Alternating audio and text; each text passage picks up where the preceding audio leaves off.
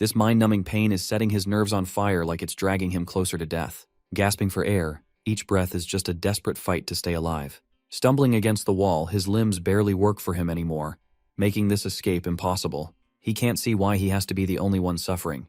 One more step, and he trips, slamming hard onto the ground face first.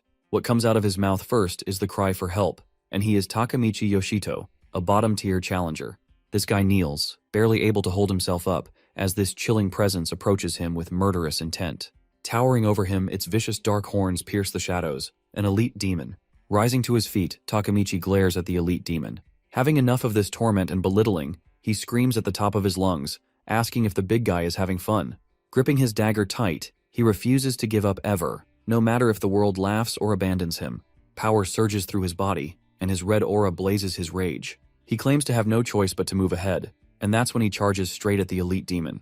But before the strike, the elite demon's claws slash him and send him flying away. He crashes to the ground, finally admitting that it hurts. The demon looms over him, hands crackling with energy, ready to reduce him to dust. Still, Takemichi crawls, desperately reaching for his dagger. A little too late for that, a crushing beam shatters the ground beneath him, and the floor crumbles. He falls, but his fading sight catches the demon the last time. He swears on being a strong challenger, saying that nothing hasn't even started yet. The darkness prevails as he falls, and then eventually death takes him. So, this magic tower place looks to be a fancy, otherworldly dungeon that just pops out of nowhere across the globe, with zero explanation or invites. One step inside, and that's a full-on RPG world, filled with swords, magic, skills, and swords. Not to mention a crazy load of magic stones and treasures hidden in the Materno that is worth quite a bit. These treasure hunters, known as challengers, chase the riches, but they keep risking their lives each time. But here's the kicker. This so-called game, Magic Tower, has this distinct feature that means dying for real if dying in there. And just like that, Takemichi's eyes snap open, realizing that he died yet again. Knowing that this isn't the way, his skill, Infinite Revival, kicks in, activating with just 10 seconds left on the clock. This ability gives him endless chances to self-revive back to life inside the Magic Tower. Through gritted teeth, frustration burns in his eyes as he confesses to being fooled again. After high school graduation, this consecutive part-time worker lived his life in the same boring cycle of life on repeat. But then, out of nowhere, the Magic Tower landed, and he also had the opportunity to turn his life around and step up as the challenger. Magic stones or treasures don't come by easy, so to win the competition, he had to get his hands on this one-of-a-kind skill by using skill stones, which grant super abilities. One day, the opportunity arises when a merchant at the Magic Tower's entrance offers to sell the Infinite Revival skill. For this, Takemichi went all in with his money and loan to acquire a rare skill. Now his body has lost the ability to stay dead. But there's a catch to this, which is a brutal death penalty each time, as he gets a permanent debuff of 500 def. The revival didn't erase his abilities, but surely weakened over time. After dying multiple times, the damage is kicking in. In his first death, def went from 53 to 50. Secondly, ATK fell to 70, but third time, HP went down to 250. But what's worse is this debuff is totally random, and now his AGI took the hit to 60. Cracking up, he realizes this terrifying truth as if he kept dying. Eventually, he'd be left with nothing. In the Magic Tower, stats shape one's body. Losing too much of AGI makes the body heavier, and when that happens, the game is over. Right now, Takemichi is trapped and buried in this cursed skill. Another revival kicks in, but he is super frustrated right now. A second later, a blinding light hits his face upon his wake. His body feels heavier, so moving's going to be rough. But this time he isn't on the lower floor, or he is. Unknown location comes with a twist, as his eyes fall on this ultra-rare golden skill stone. That's gotta be worth enough to get him out of debt. Eyes determined, he pushes forward, but no monsters in sight, so an easy win. But a shower of knives stabs all the nooks and corners of his body. Again, Infinite Revival kicks in again, this time draining his STR to 65. Back to life, only to die again in another instant death trap. His weak muscles barely hold up now, but he keeps crawling to the skill stone. Just as he reaches for it, a dragon erupts to burn him into ashes. Another death, HP down to 250, but this time he finally gets it. Moving, this narrowed passing lures a challenger, who craves the rare skill and kills them with traps. This narrow way isn't a random path, but a certain death trap, baiting challenger with rare skills to wipe them out instantly. Normally, no matter how many lives, there is no chance of making this through. But Takemichi, the weakest challenger of Magic Tower, is surely pissed now. Knowing he has infinite lives, he throws himself forward, charging straight toward the light. Another debuff, magic power drops to 80, and then the technical capabilities drop to 55. His body is malfunctioning at this point, barely holding himself up. To make it worse, the death penalty sucks out massive VIT levels, and then RES 40 drops. With no connection, no way to recover, and his body falling apart. Pushing forward, there is no room to give up a window to breathe through. Just as his body reaches the permanent debuff of INT 60, he feels his soul soon fading. However, Takemichi finally grabs the golden skill stone, unlocking the automatic usage. And just like that, he acquired the skill inversion. Moments later, Takemichi is back up again, feeling stronger than before, but the harsh effects of the death penalties call for a status check. But this time, something is entirely different. Takemichi races for another brutal debuff, but instead he is hit with another shock that his stats have risen up to all positives. Completely stunned, Takemichi's negative stats have completely flipped upside down, which means it all turned to positives. Aside from the infinite revival, he acquired a new skill, inversion, that made it all happen. Apparently this new mojo reverses it all, buffs or debuffs. He is in shock that this ability transforms him from a weakling into a powerhouse, especially since he doesn't remember putting in any effort to earn it. A few seconds later, this empty golden box kickstarts his memory lane, and suddenly it all makes sense. He bets this super rare rock must have come with an auto mode. Now he's taken the plunge. He might as well say goodbye to his millionaire dreams and embrace a life of debt.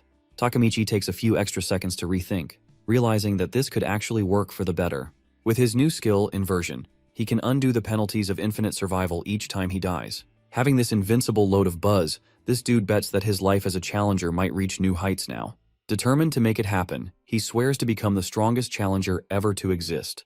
While doing that, he wishes to earn a buttload of money and the thrill of fame. Aside from his big dreams, what's left is to find a way home. Around the pre-activated instant death trap, Takemichi is sure one of them might blast him away, and he would die all over again. That jumpstarts his nervous breakdown as he bawls his eyes out. Even after revival, the pain of death wouldn't just go.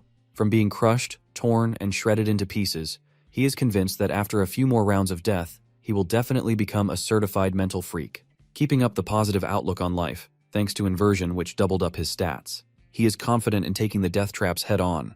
Although he wouldn't mind a different option, nothing goes his way already, and he is left with no choice but to give this a try. Without wasting another breath, he jumps into action head first, ready to meet his fate. A shower of flesh-piercing arrows heads his way really close, but this time it's different. Takemichi, with his X-ray vision, can totally spot their trajectory, and he dodges the attack like a pro. That took him by surprise, but there was no time to hesitate but to pick up the pace. He sprints ahead, walking over every death trap, then dashes forward, twisting into a full-blown 360-degree spin. Pulling off crazy moves, he leaps straight at the dragon, just as it's about to blast him with fire. But before it can, his kick smashes right into its face. Moving like a total ninja, he knocks away a rain of daggers, and that's when it hits him. Infinite revival and inversion might just make him the strongest challenger out there. Takemichi glances up at the ceiling, realizing just how far it is, something that would have seemed impossible for his old self. But now, his launch cracked the floor, and he leaped in the air. That's when the elite demon decides to show up, and Takemichi is ready to face this dude now. One clash to pump up a thrill. Takemichi dares to ask this rock-face creep if he wants to try killing him again. That sets the guy off, sending him into a full-blown rage. But this time, Takemichi is ready to roll against this one-life demon. Giving off a smirk, he wonders how long the elite demon can keep up against his infinite revivals. 0. Charging in full speed ahead, the elite demon is about to face Takemichi head-on. Gripping his blade tight, this dude's confidence is off the charts, and he dodges the blows like a pro. With a few strikes at the elite demon, Takemichi figures out that his new stats have already leveled up his power, enough to take down the rock-face creep. Takemichi wouldn't give the big guy a chance to react, landing multiple blows in an instant, which totally catches Rocky off guard. With such confidence, he declares that this rock-face creep doesn't scare him anymore. The elite demon never saw it coming, but Takemichi's brutal kick to the face probably settled some of their scores. Now, with victory belonging to Takemichi, a sudden surge of purple lightning heading his way ruins the moment. He barely dodges it in time, realizing the elite demon isn't down just yet. Rocky's mood is definitely off now, and he might just try to fry Takemichi next. But Takemichi quickly realizes this guy isn't some random third-floor anomaly. Keeping the floor levels in check, he knows as the floors go higher, the monsters only get tougher and more brutal. Seeing by the levels, the third floor's location designates a safety zone as the lower floor, which should be filled with weak monsters. It just doesn't settle right with Takemichi, who has no clue why Elite Demon has entered the third floor. With his stats way high, he's still got a shot to take down this freak. Besides that, Rocky finds it odd that Takemichi isn't as strong as he should be compared to the top challengers. But it's already weird enough to run into someone like him on this floor that he hasn't heard of already. Locked in battle, trading blows, Rocky suddenly jumps a mile high, sending chills down Takamichi's spine. However, Takamichi, eyes sharp as daggers now, demands to know who the heck he really is. But this ominous aura flowing out of Rocky looks troubling enough. He half expects him to be mute, but Rocky flexes his overwhelming strength. However, the elite demon has no idea what sort of exponentially strong being he is about to face. No more talking, as it's time for Takamichi to settle this once and for all. The elite demon stands firm, gripping two crackling purple energy orbs, ready to strike. Narrowing his eyes, Takamichi notices this guy isn't holding back anymore, using both hands for maximum power. Now this battle has started to heat up, and the elite demon is boiling off fumes, ready to get this over with. Takamichi takes the hint of Rocky's decision to go all out. With zero hesitation whatsoever, Rocky unleashes his fury by launching his attack, sending massive multiple strikes that shatter the floor into dust and rubble. While Takamichi sprints like crazy when being at fall risk, Rocky swings his ominous blade at him. But Takamichi catches on quickly and blocks his sneaky blow. However, the elite demon is one step ahead this time, secretly holding back another energy blast. He is ready to strike when Takamichi least expects it, and now's the time to roll it. Takamichi knows that he is done for. One piercing blow, and he dies. Moments later, the death penalty sucks out his debuff of STR40. A second later, inversion took care of it, adding up to STR40+. Rising from the dead, Takamichi seizes this perfect chance for payback by landing a sneaky hit from the back. The elite demon didn't see this coming. That said, the clash of swords yet again, but Takamichi's fury is skyrocketing. He didn't like his deathly suffering, as it still hurts like hell. Jumping high, he swings his broken blade to land a finishing blow. This man goes ballistic at the elite demon, who looks to be having trouble now. With his strength leveling up, Takamichi finally feels confident that his odds of winning are looking far better than ever. But it's still not enough to deal with this rock-face creep, as he lands a hit again. Again, the demon's overwhelming power play kills Takamichi again, draining his debuff of AGI 60. However, inversion adds up the fuel, powering up his stats. With his agility leveling up, there's a sense of calm to Takamichi's inner storm. Though he gives Rocky some credit for lasting this long, Takamichi doesn't hesitate. In a flash, he surges forward at full speed and drives his blade straight into the elite demon. That stab carves a deep hole in its gut, and Takamichi declares this to be the end for Rocky. With a sigh, he mutters that Rocky never stood a chance with his one-life subscription, while Takamichi is gifted with infinite revivals. But then a thought lingers in his mind. He hopes to come across the elite demon again someday, even if it gains the infinite revives. Upon next time, he would like a fair fight with this fool. Afterward, Takamichi gasps for air, finally getting a moment to breathe as he collapses to the floor. He is surprised that he actually managed to take the guy down. Even after his power boost, the fact that he died twice to that rock still stings. Then, his eyes fall on his tattered blade, just as it suddenly shattered right before his eyes. Clenching his fist, he claims to be needing a sturdier sword. Meanwhile, he thinks of selling the magic stones which might earn him some bucks to buy a new weapon. At the magic tower, Hermes, first floor's safe area, Takamichi knows that each floor's entrance got a safe section where no monsters can flap their wings. That's the place for the adventurers to chill and relax. Plus, when exploring the magic tower, it's all about who gets their hands on the best equipment and items first. Not only that, the safe area reeks of many stalls to buy and sell those items. Afterward, Takamichi gets his hands on the silver sword. When knowing it won't break easily, Takamichi is all for it, although he sheds a few tears for losing almost all his magical stone to buy this. Right then, he shakes himself up, pushing aside the grave thoughts of poverty. He is determined to put his full focus on rising to the top from here on out. Further on, Takamichi notices something strange up ahead. As it turns out, the whole zone erupts in whispers about Takamichi's downfall.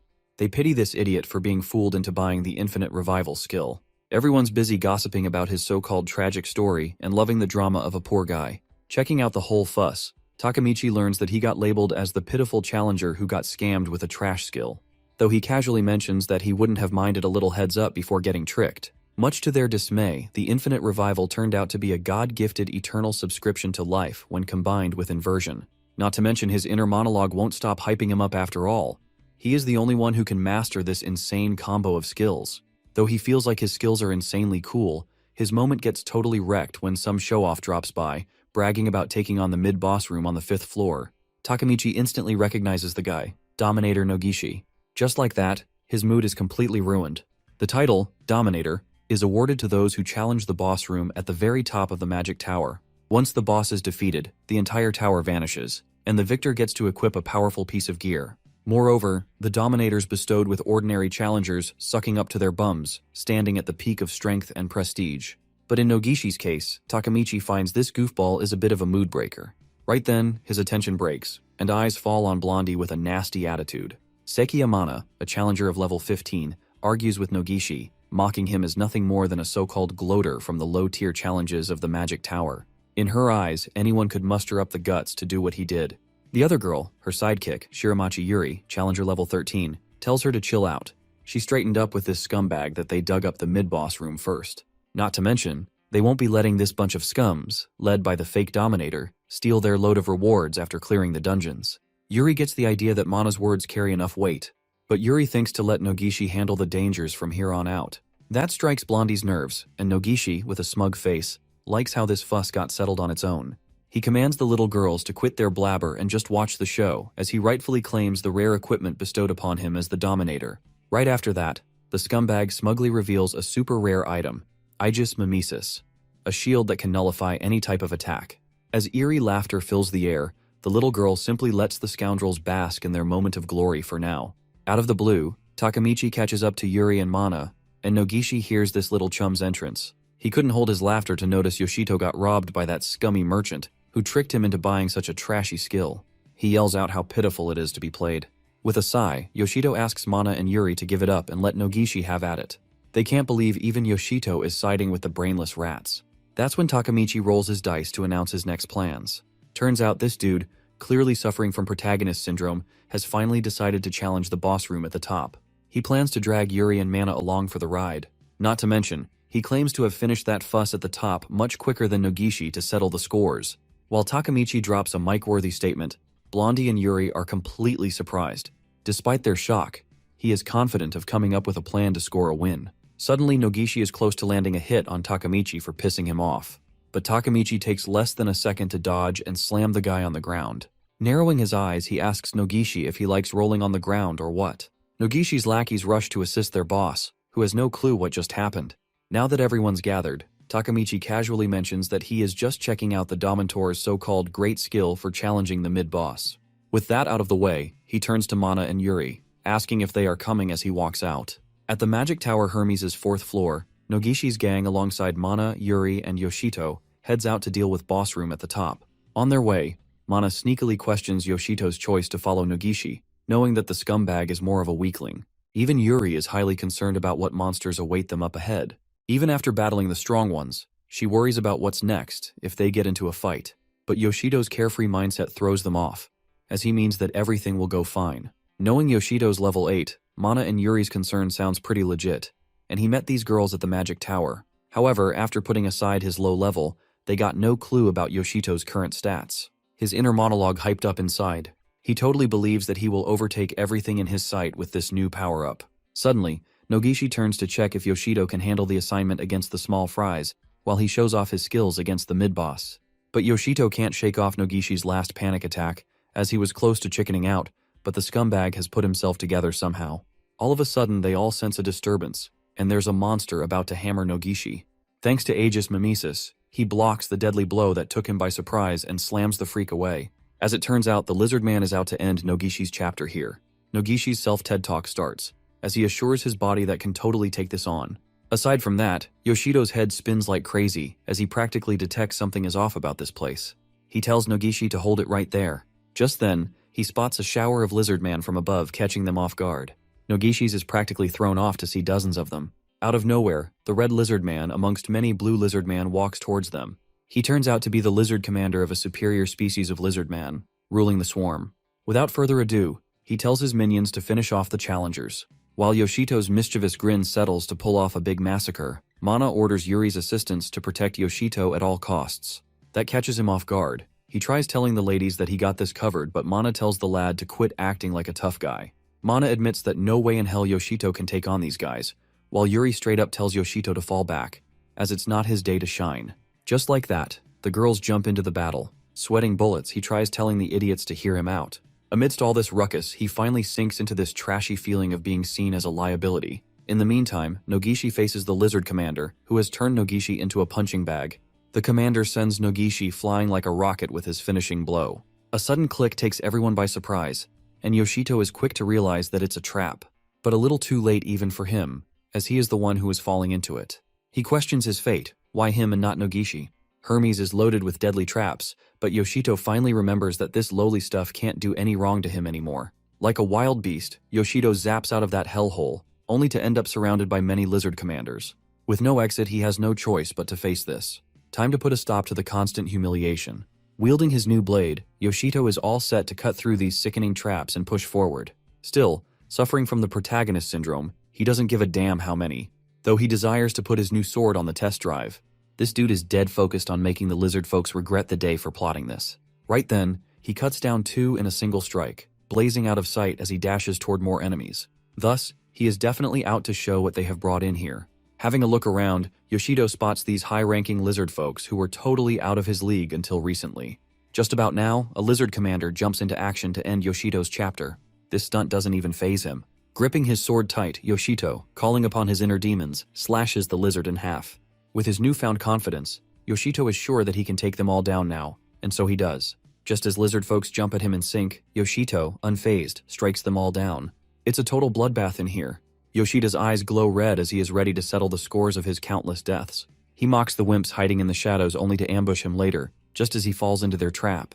Now that he is here, he gives out a full-on invite, daring the whole crowd to even try getting a scratch on him. That does it. The lizard folk are super pissed now. Instantly, a whole swarm of them charges at him at full speed. With no turning back, he dashes ahead to end this sooner. He is convinced of taking down this many in no time. Just like that, he splits everyone in half, making this place painted in blood. With unwavering confidence, he declares that he is no longer someone who is a liability or needs protection. Looking there, the lizard folks are having some serious chills now. Yoshito can practically smell their fear from afar. Looking through his demonic eyes, he figures their fear of death, since he already had countless experiences on that end. But he assures the dummies that he would give them the luxury of making it quick and painless. Moments later, Yoshito sighs as he wipes them out. Soon, he searches for the stairs to head back up. Like the chillest dude, he bursts in through the door, gasping for breath. Everyone's too stunned for him to be in one piece. Doing a full exam, Yuri clears this guy for having no injuries so far. She finally sighs in relief, like she is a motherly maiden. While Yuri blabbers about how she regrets not coming to his heir, stuck with no way down. Mana, in total disbelief, can't believe this guy managed to survive and didn't face any monsters down there. When asked, this dude couldn't have the heart to spill the truth. So, he gives out a flat no, revealing that he just got lucky, aside from the pile of dead lizards he left there. Meanwhile, Yoshito focuses on Nogishi's gang, who are nowhere to be found. Through Mana, he finally learns that Mana took down the lizard men somewhere. Nogishi headed to the boss room, considering Yoshito died in that fall. Mana knew Nogishi triggered the trap that almost killed Yoshito, as this thought gets on her nerves. Yoshito tells this firecracker to chill, as this is totally expected by that scum. Without further ado, Yoshito thanks Mana and Yuri for always looking out for him no matter what. That cheers them up pretty much. Afterward, Yoshito asks the ladies to speed up as it's still time to catch the big show. Out of nowhere, the undefeated lizard commander steps up, and Yoshito gets alarmed. Turns out Nogishi failed to finish it off. Unbeknownst to the ladies, the lizard commander is inches away from killing Yuri. Pretty close. Yuri couldn't notice the lizard commander's second comeback, and even Mana was late to react. With no time to waste, Yoshito flashes at full speed, leaving cracks on the floor which catches Mana off guard. He fully manages to block Lizard Commander's attack just in time. Utterly horrified to be at such close distance to death, Yuri's face screams horror. Meanwhile, Mana is pissed off for having a reptile sneak up on them like that. She declares to handle this one. And just like that, her dual swordplay finished it off. Yoshito was pretty close to taking out his sword, but that wasn't needed at all, thanks to Mana's quick thinking. He notices Yuri's aftershock panic attack, and then she cutely thanks Yoshito for rescuing her in time. After all that's done, Mana, the quick-witted lady, points out how Yoshito managed to react this quickly. Their face was etched with a wicked smirk. He lets them know that he might come in handy after all. While the ladies process that remark, Yoshito's inner monologue kicks in. He finally realizes that he is free from being the deadweight. At the Magic Tower, Hermes' 5th floor, they finally make it there in one piece. On his way, Yoshito swipes open his log screen, seeing the new upgrade to level 10. After wiping out dozens of the lizard commanders, he notices his improved status from leveling up isn't buff or debuff, which might not be affected by inversion. Moreover, Yoshito noticed that the boost in his stats wasn't small at all. Meanwhile, the girls chat excitedly about their new gear while he flinches in the corner. His ATK increase from the inverted death penalty is 65, while his natural ATK increase is just 2 after inversion. The sheer difference in numbers is insane. This instant combo of skills is practically overpowering. Out of the blue, Yuri calls his attention, showing something strange has come up. Thus it's the room of the 5th floor mid-boss. Just then, Mana states Hermes consists of 10 floors, which makes them halfway up the tower by now. Furthermore, they claim to be the very first ones to come across this. Taking a look back, Mana's big vein in the head pops, just as she recalls running into Nogishi's gang in the middle of their prep. Just a mere thought ticks her off. Yuri is quick to calm this fierce lady. Ignoring her rants, Yoshido gets their focus back on the boss room and Nogishi's gang. Bursting the door open, Yoshido reminds the ladies that a mid-boss isn't something to take lightly, as it needs to be handled seriously. Stepping in, his body could feel the stress lingering inside. Just then, a man's body gets yanked out of the way. Yoshito's face screams horror to spot some dude slamming right to the wall. That's when Nogishi takes notice of Yoshito's arrival, asking him to see this mid-boss ruling this room. Though he didn't know Yoshito had enough luck to make it out of there alive. But that aside, Orc Lord, the 5th floor's mid-boss unleashes his fury at Nogishi. Yoshito's face twists in terror. Nogishi tells the lad that he doesn't need pity from someone like him. Just as then, Orc Lord comes in full speed, intending to kill the Nogishi. But Nogishi's shield blocks this mega blow in time, unleashing a golden surge of energy. Nogishi has no worries at all, as Aegis Mimesis can block any hit no matter how powerful. In his previous battle, Nogishi admits he has been taken off guard by the sudden ambush from dozens of lizard folk. But now, Nogishi is confident about handling this one-on-one show against Orc Lord. He has no plans of losing here. Just like that, Nogishi demands Yoshido's full attention. He is fully certain to display how much of a big deal he is compared to a small fry like him. Meanwhile, Yuri, the motherly maiden, rushes to help the guy who got sent flying and smashed into the wall earlier. When she asks, he says that he is somehow fine. But in reality, he is totally charmed by his boss's bravery. Even after being sent off flying like a missile with just one hit, he can't take his eyes off Nagoshi, who is standing his ground like a rock. Nagoshi keeps clashing with that ominous freak Orc Lord without budging an inch. Not to mention, his constant reminder for Yoshito not to stray his eyes off his back sounds annoying now. He is determined to settle who is the big shot around here. Just then, the Orc Lord's fury unleashes Nagoshi, who still blocks his blows like an unfazed rock. Orc Lord's madness seems to be leveling up. He is ready to show his wrath to Nagoshi. Growling at the top of his lungs, he lifts his axe with all his might to chop off Nagoshi in bits. After a couple of failed strikes, Orc Lord is a bit puzzled. Meanwhile, Nagoshi is busy dropping hardcore lessons for the newbies like Yoshito. He shows off this dimwit that this is how much powered up mid-bosses are. Gripping his shield tight, the grim-faced brute is convinced this fight is an easy auto-win for challenger Nagoshi. Like a chill dude, Yoshito witnesses Nagoshi's play, spotting his unique equipment taken by the Magic Tower's boss. Knowing that Nagoshi's personal stats aren't all that good anyway, he starts to ponder hard if that's the true power of a mid-boss's unique equipment. The way Aegis Mimesis shows off an unbreakable defense against the Orc Lord's brutal blows is nothing short of legendary.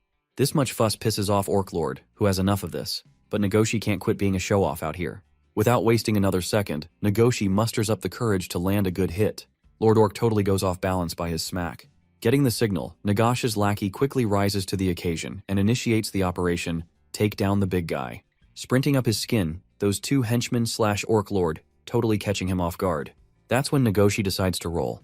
Jumping into action for the finishing blow, Nagoshi gives off a smug face to see Ord Lord's lowered head. He tells this rotten face that lowering his head would cost him a head smash. Just like that, he hammered this mid-boss freak like a big shot.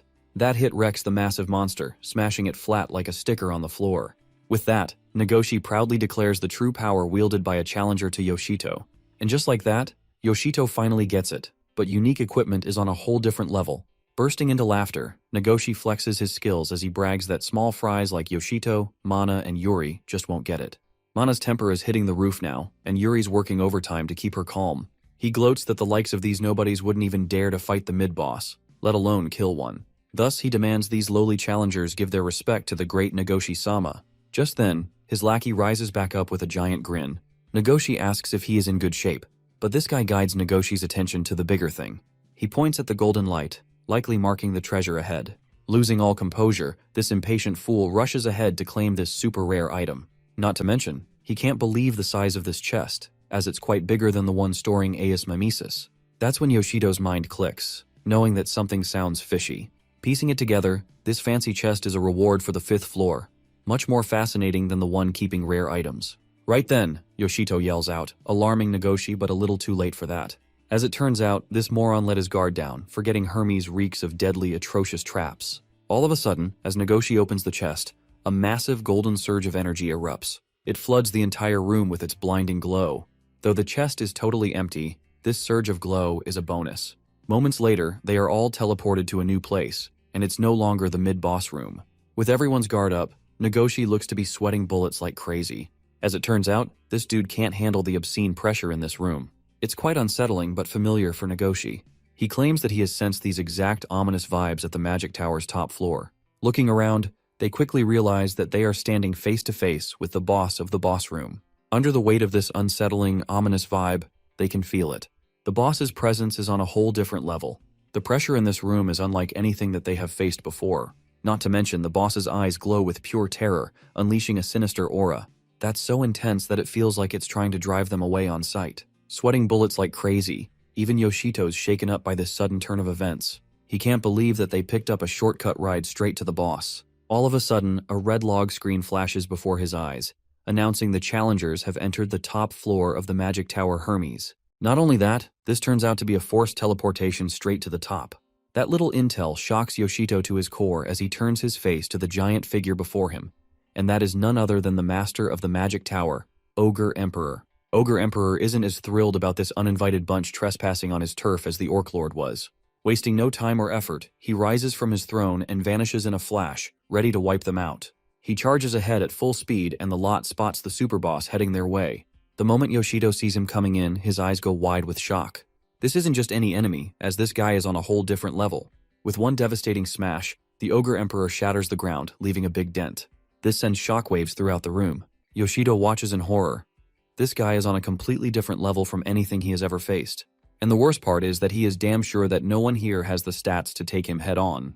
But just as Yoshito suggests, the big guy takes a careful approach from here on out. Nagoshi shuts him down quickly. No way he is letting a whiny kid play it safe and take charge. He worries Yoshito might get himself killed if he comes up with any more ridiculous ideas. Yoshito doesn't care if he dies. But if they die, that's a real problem. Without wasting another second, Nagoshi takes action, backed by his lackeys. Just as his minions land a hit, followed by many others. It should have done some real damage, but Ogre Emperor doesn't even flinch. Without missing a beat, Nagoshi leaps into action, making it clear that this ogre better not underestimate the Dominator. Sadly, Nagoshi's last words would have been those of a fool to think he had a chance against the Ogre Emperor after ditching 5 floors down.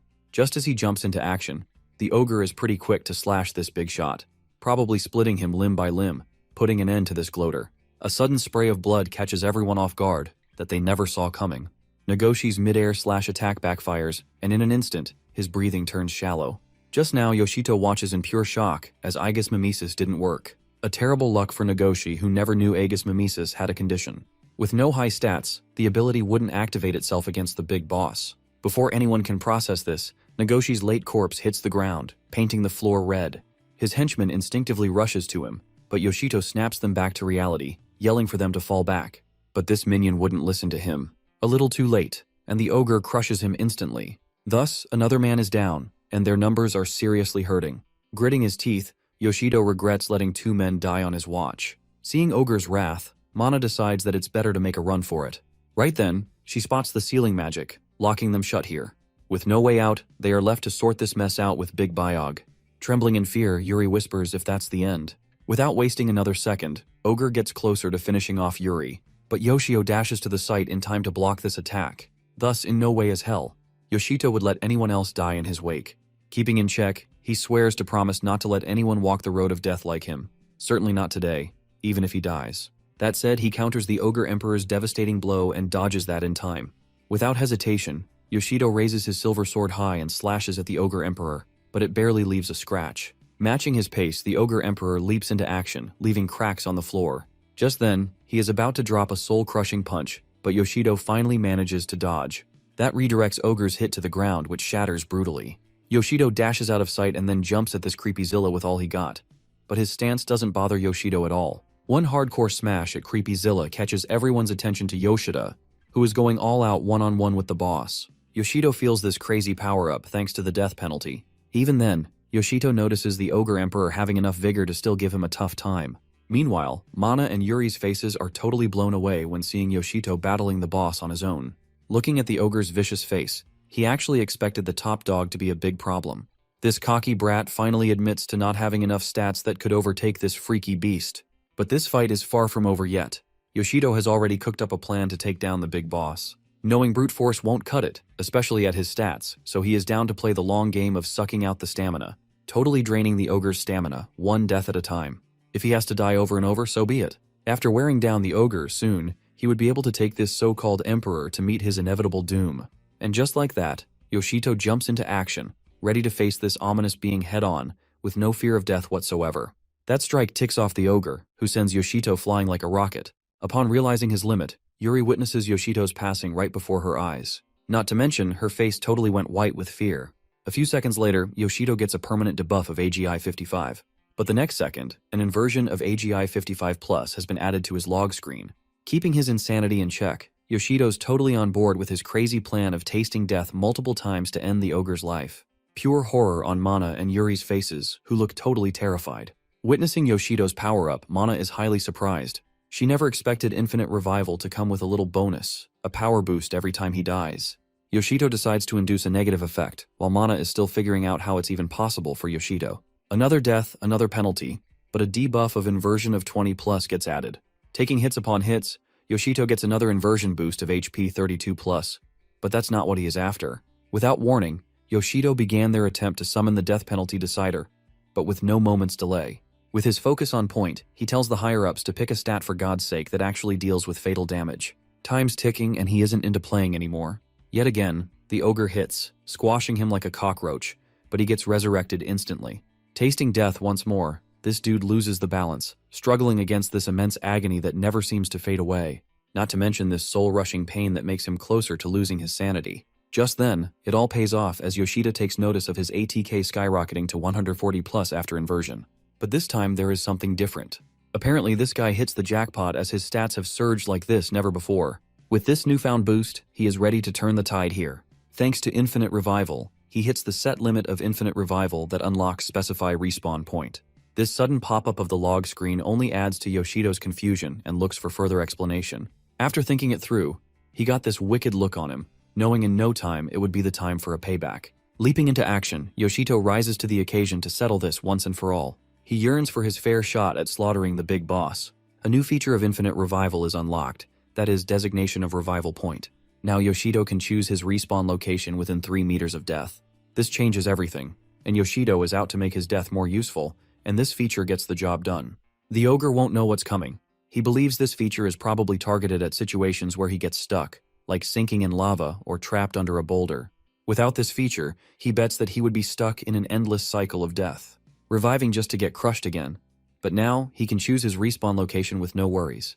This whole thing would give him a million chances to escape the loop of death. However, Yoshito's mischief clicks, and he knows respawning might be of use when looking for the opponent's blind spots. This dude looks to be totally chilling, respawning from one spot to another, while his gang witnesses this freak show. However, Yoshito's mischief kicks in. He realizes that respawning isn't just a second chance, it's a weapon to hit the enemy's blind spot at the right time. He could totally strike the Ogre Emperor where he least expects it. Now that's settled, Yoshito is ready to kick off, leaping into action as he decides that it's his turn to kill the ogre now.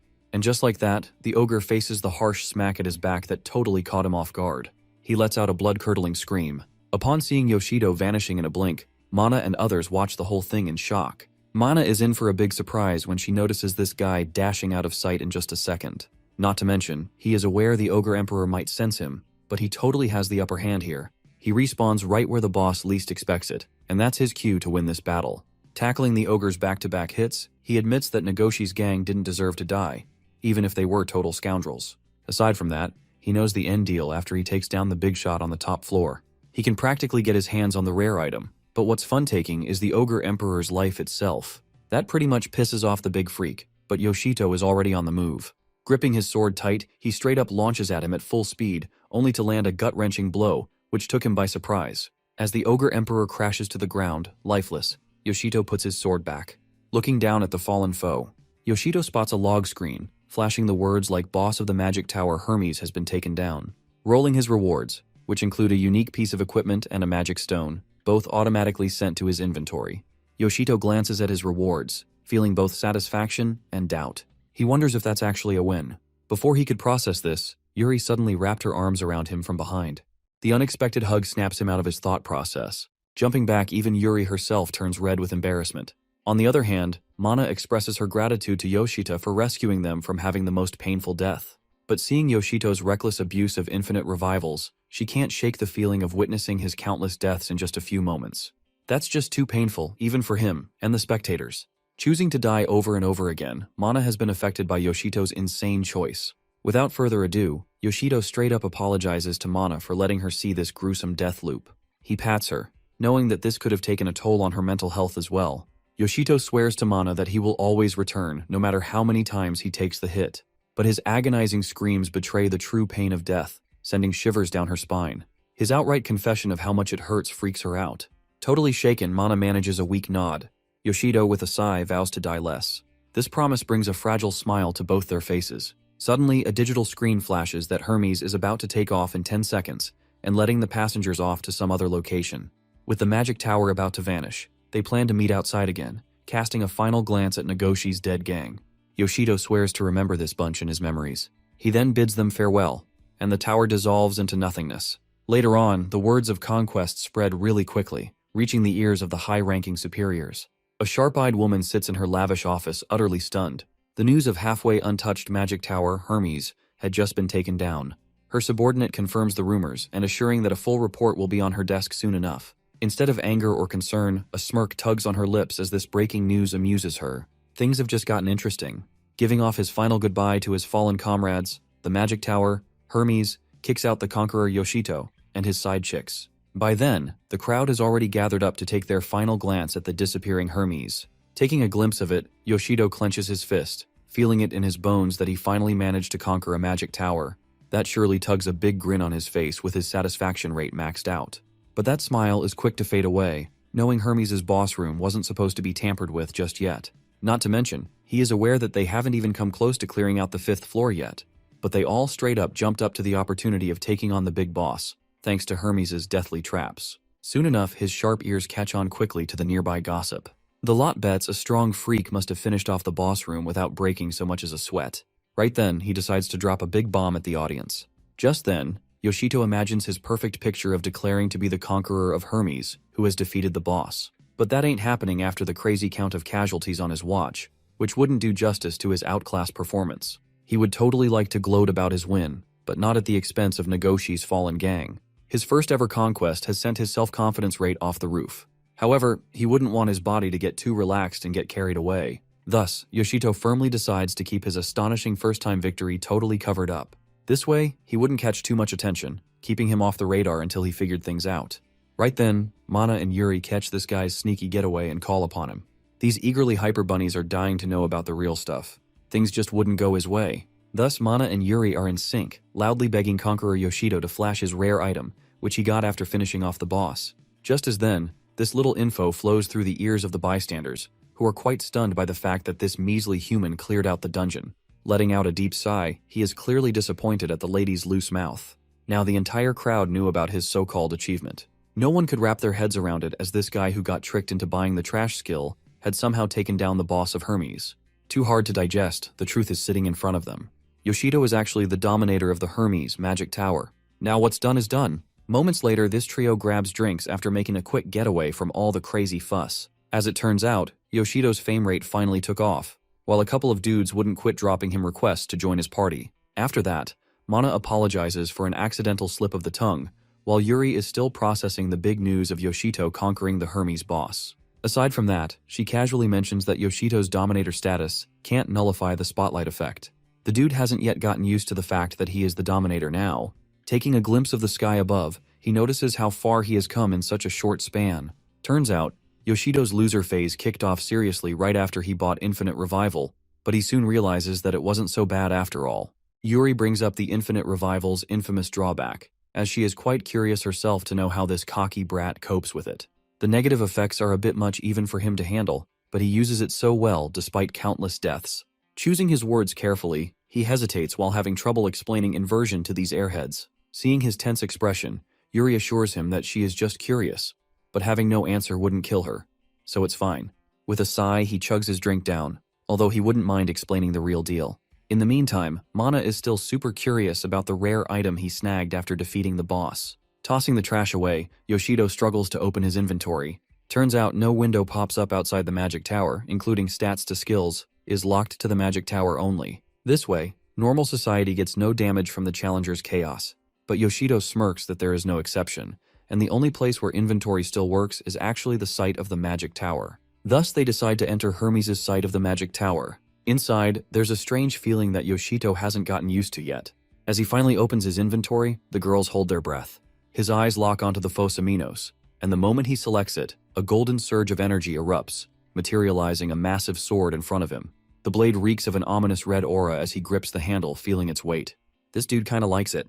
Mana and Yuri finally couldn't keep their eyes off the unique weapon, Fosaminos, in Yoshido's grip. With one effortless swing, he instantly feels the lightweight blade, which comes with the feature of being easy to use. Yoshido beams with pleasure and can't wait for his next magic tower conquest now. That thought kickstarts Mana's witty side, so she quickly jumps into action. She asks Yoshido to form a party together right from the start. This girl is already scheming their next adventure. Spotting Mana's quick jump, Yuri screams loudly that she desires to join as well. Taking notice of Mana's quick, bold move to form a party with Yoshito, Yuri jumps in with high spirits. She announces her interest in joining Yoshito as well. That catches Yoshido off guard, but he doesn't mind having high-spirit teammates on board. He assures the girls that their spots are locked in with a special friendly discount. Right then, Mana swoops in close, throwing him off balance as he blushes. She asks what's next for them. Taken aback by Mana's bold move, he hears out ladies who are fully hyped up, demanding something as big as Hermes' magic tower. This firecracker, Mana, desires to challenge Zeus next, while Yuri thinks it's a bad idea to be this cocky. While the bimbos bicker at the corner, Yoshito is in deep thought. Breaking the ice, Yoshido already has a place in mind he would totally like to check out now. When asked, his face lit up with a smile, as he wished to see Tokyo's Challengers Management Bureau. After 2 minutes of awkward silence, Mana and Yuri exchange clueless glances. Clearly, visiting the boring Management Bureau wasn't on their list of exciting things to do.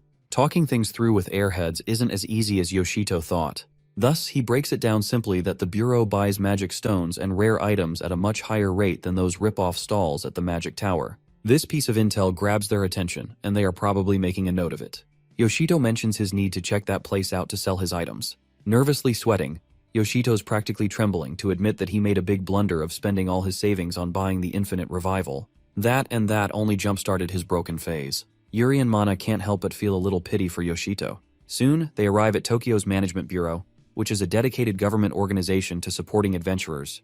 This place holds real-time updates on all the magic towers, ensuring challengers stay informed. Beyond intel, it provides services to sell or buy magic stones and weapons at fair prices. That's better compared to the rip-off magic stalls at the magic towers. Even so, the Bureau's high-profile status keeps everything legit here, ensuring the system remains fair and balanced for all. Moreover, Yoshito figures the Bureau's location set up straight at the magic tower's site, which holds no restrictions on challengers' powers. Closer to the counter, Yoshido owns not only unique weapons but also magic stones after conquering Hermes. His only hope is to get a load of money in exchange, thinking if that would even be enough. Up next is Yoshido's turn. He casually clicks to unload his magic stones. Instantly, a massive pile drops onto the counter. The mere quantity startles the reception girl and Yoshido himself. Her eyes widened in shock. After some awkward silence, she hesitates, probably wondering if this guy raided an entire tower or what. He didn't realize that he would be getting this many. Then, the reception girl proceeds with the exchange process, even though she is utterly dazzled. A moment later, this dude did quite jump from rag to riches. That load not only cleared his debt but also made him quite rich. Scrolling through countless ideas to spend this newfound wealth, Yuri chimes in, suggesting he should save it instead. Even Mana tells this snob that there is no telling what kind of high-end emergency funds he might need down the line. Her serious tone makes him reconsider his stupid ideas, just when she reminds him of his possible chances of ending up back in debt. Out of nowhere, an ominous aura fills the air, sending chills down Yoshito's spine. His instincts scream danger as his eyes lock onto a purple-haired woman standing before him. This woman drops a quick intro, introduces herself as Rido Fuyune, the chief of Tokyo's Challenger Management Bureau. Apparently, this girl was looking forward to meeting him, and wanted to have a quick chat with the dominator of Hermes. Chief Rido Fuyune of Tokyo's Challengers Management Bureau would like a word with Takamichi Yoshito, the dominator of the Hermes Magic Tower. He is sure this suspicious encounter reeks of trouble and nothing else. Not to mention, this lady sounds like bad news already. Moreover, Yoshito finds her facial structure to be quite familiar somehow. As Yoshito processes everything, he realizes that Rito Fuyun is a much bigger fish, practically the strongest challenger out there hired by the Bureau after she conquered 3 magic towers as a challenger. He bets this lady got scouted directly by the Bureau. A force like her wouldn't go unnoticed after all. Alongside this, Yoshito recalls Rito's famous ads scattered all over the city, as it's too hard to miss this lady. The girl's popularity rating is off the roof. What's more confusing to Yoshito is why the likes of her are meddling with him. It's quite weird to have a president give a damn about a lowlife like him. When asked, Rito announces her decision to hold up a hearing only to figure out how he managed to slay Hermes' boss. His eye twitches at the mere thought of being exploited like that. And secondly, Rito intends to witness the Dominator Yoshito's true power at hand through direct observation. Later on, Yoshito has no choice but to come clean to the president of the Bureau that Hermes' traps teleported them straight to the boss room. She regards this news as pretty useful for other challengers, only to avoid such a fate. She thanks Yoshito for this intel and his thoughts on the number of casualties they have encountered in their last adventure. After a pause, Rito plans to deliver the news of Nagoshi and the group's deaths to their families.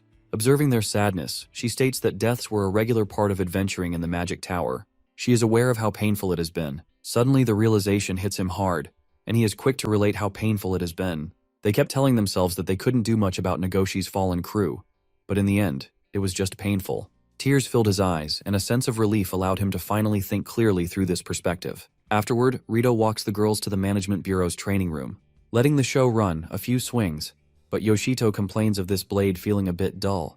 Answering to his complaints, Rito clarifies that it's a basic sword that's used in their practice areas. She relays that he was to battle her, a dominator against another dominator. No doubt Chief Rito is quite serious about witnessing the true powers Yoshito hoards inside. She thinks of it as the Chief of Bureau's responsibility.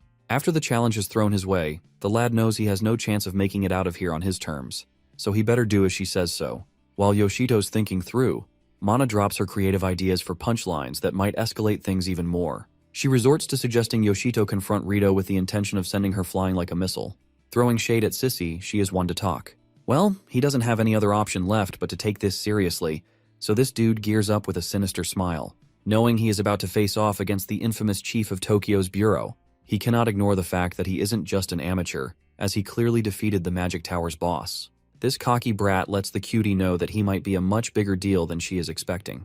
Well, hearing out this gloater, Rito decides to see it for herself and assess his capabilities personally. In a flash, Rito vanishes in a blink before he flickers a muscle and throws him off with a quick close-up. These two engage in a full-on clash of swords at the maximum speed that even normies can't follow. Totally floored, he finally understands Rito Fuyune's true nature. The sheer speed of this woman is quite terrifying. A triple flip back, Yoshito retreats to buy him time to think of something, but that doesn't go his way. Rito is quick to catch up on him. Suddenly he feels a tinge of someone behind and barely dodges her smacking hit in time. Now this is turning out to be a pain in the bum. He can't compete with this over-the-top power surge. Huffing like he is low on oxygen, keeping up with Rito is getting him totally worked up. The realization hits him hard like a ton of bricks, as defeating the boss after countless deaths was only possible then. But Yoshito has no clue how to fight an invincible dominator who never dies even once when conquering towers. Locking eyes with this menace, Yoshito quickly recalls that his relentless mindset of never giving up, even after endless deaths, has brought him this far. He feels like a fool to compare their differences so soon. Just like that, he figures out that the defensive measures wouldn't get him a win like others, so it's better to equip his style. Drenching in sweat, he realizes how foolish he had been for not noticing that in no way his defense strategy would work here. As it turns out, he needed to fight his way. With that, he dove in, ready to face the chief of the Bureau, Rito Fuyune. Charging head-on, he plans to initiate his attack. Just as he flashes before her, Rito's movement slows down a bit as she is caught off guard. Aiming to strike the chief, Yoshito is confident in his speed as he swings his blade only to watch Rito slip away just in time. Rito's sidestepping the blow takes him by surprise. She quickly slashes to counter his attack in no time. Clenching his teeth, his frustration grows thick. She claims that this stunt was something she didn't expect. At once, Yoshito tends to ask Rito if a random standard attack from a regular monster or person wouldn't even touch her. Right in between the battle, this dude keeps up the casual chit-chat. Her small flicker of hesitation gave away the match. Or else, Yoshito tells her that it would have been one-sided. That totally turned the tables around. Unbothered by his cheap commentary, Rito continues to swing his blade, keeping him busy. Even then, Yoshito wouldn't quit his blabber. He could tell that Rito was sizing him up, but his unpredictable stunt made her hesitate for a moment there. Not out of fear but instinct instead. He noticed her hand twitch just as his casual, almost reckless behavior rolled in. one that didn't fit the challenger's standards. Acting out pushed her to feel that. Their lips curving into a smirk, he lets her know that this stunt was a risky gamble he could afford, thanks to the infinite revival. He feels sorry for playing dirty. A clash of swords yet again. Yoshido is fully aware that no ordinary dude stands a chance against her, which leaves him to use other means. Taken aback, Rito's mind flashes back to receiving the full intel on infinite revival, giving its user endless respawns. Not to mention, their unshakable confidence to move ahead with zero fear sounds quite troublesome. She can't help but get a serious thrill from witnessing such a fearsome ability. Even then, she wouldn't let her guard down a second time. That said, she lands a bone-crushing blow at his face, catching him off guard. He admits to being hurt, but compared to his death streak, this means nothing. In the blink of an eye, Rito Fuyune stands back up, about to sheath her sword, as she gives off a satisfactory smile. Rito casually remarks that she has finally wrapped her head around his bizarre powers. She smiled and admitted defeat, but made it clear it was a one-time thing. Before Rito can even finish her sentence, Yoshido suddenly collapses, hitting the ground hard. Taken aback, she didn't see this coming. Yoshido claims to be giving no crap about win or lose. He orders the medical treatment right away. Right then, his soul is on the verge of fading away, while the two airheads try shoving it back in. Moments later, Yoshido barely clings to his soul, managing to stay alive by a thread. With the battle finally over, he assumes that settles everything and casually asks if he can return now. But Rito isn't ready to let him go just yet. There is still some unfinished conversation hanging in the air. After verifying Yoshido's true power exceeded her expectations, Rito got a special offer for challenger Yoshido. That throws off Mana and Yuri to see Yoshito receiving a request from the chief herself. Rito promises to pay in cash, which they would totally prefer. Take aback, Yoshido still has no clue what's happening. He asks for the details, to which Rito reveals the bureau detecting the whereabouts of a new tower. With the entrance currently sealed off, Rito still orders Yoshito to charge in and gather intel. The preliminary investigation of the magic tower Persephone is what Rito entrusts Yoshito. Rito Fuyune drops a bomb on Yoshito and she has picked up a mission just right for him. That's something she can only entrust to Yoshito, and only he can handle it.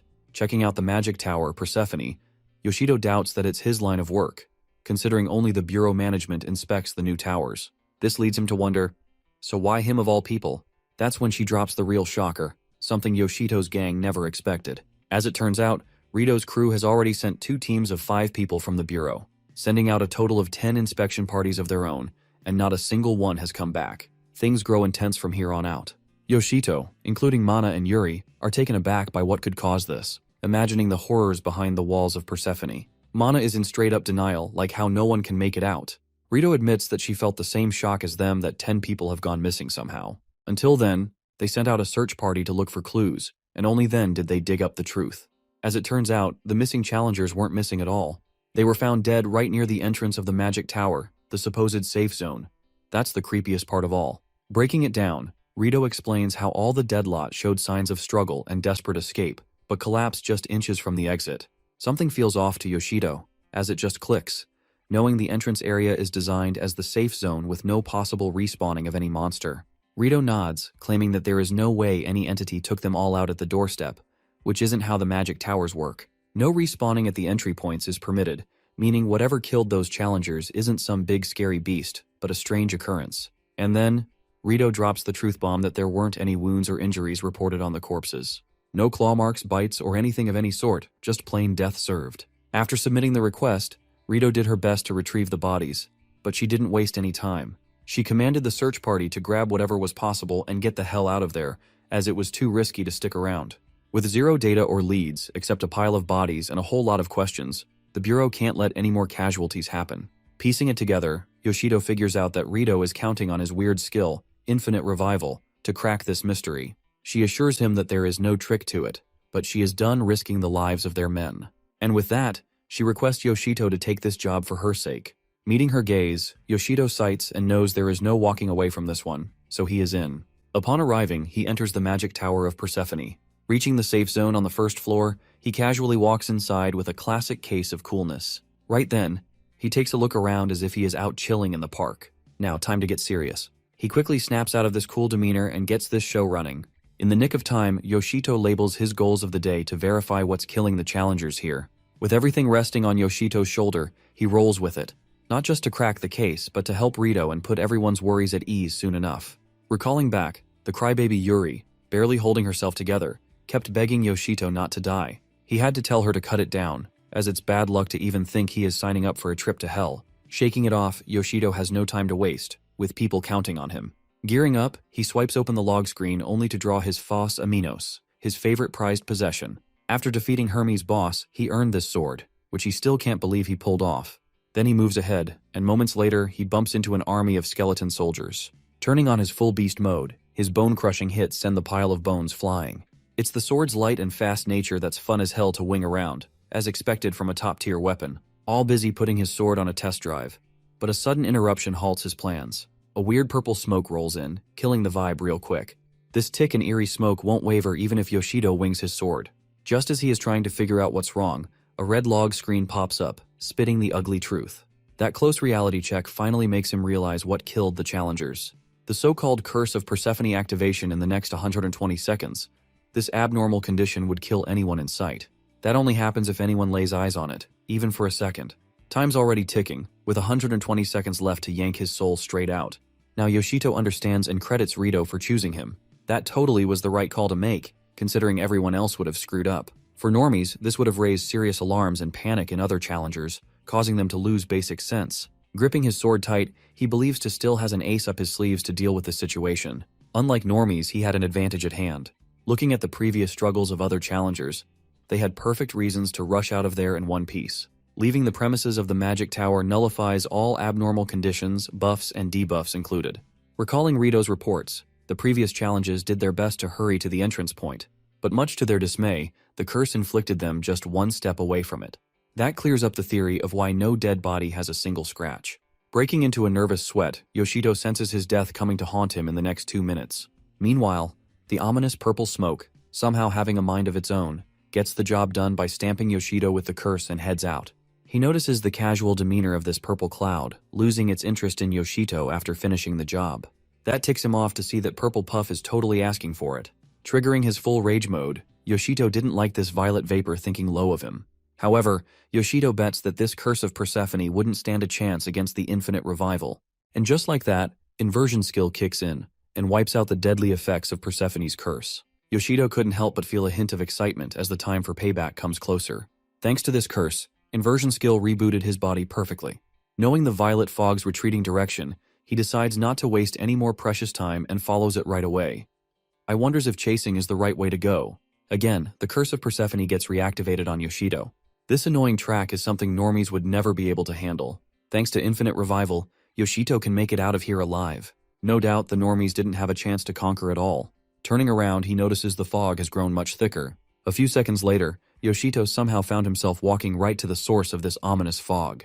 Out of nowhere, a purplish ball throws in full speed, practically just to slice Yoshido's head off. Taken aback, Yoshito dodges just in time and watches that cryptic ball of energy burst into flames on the other side.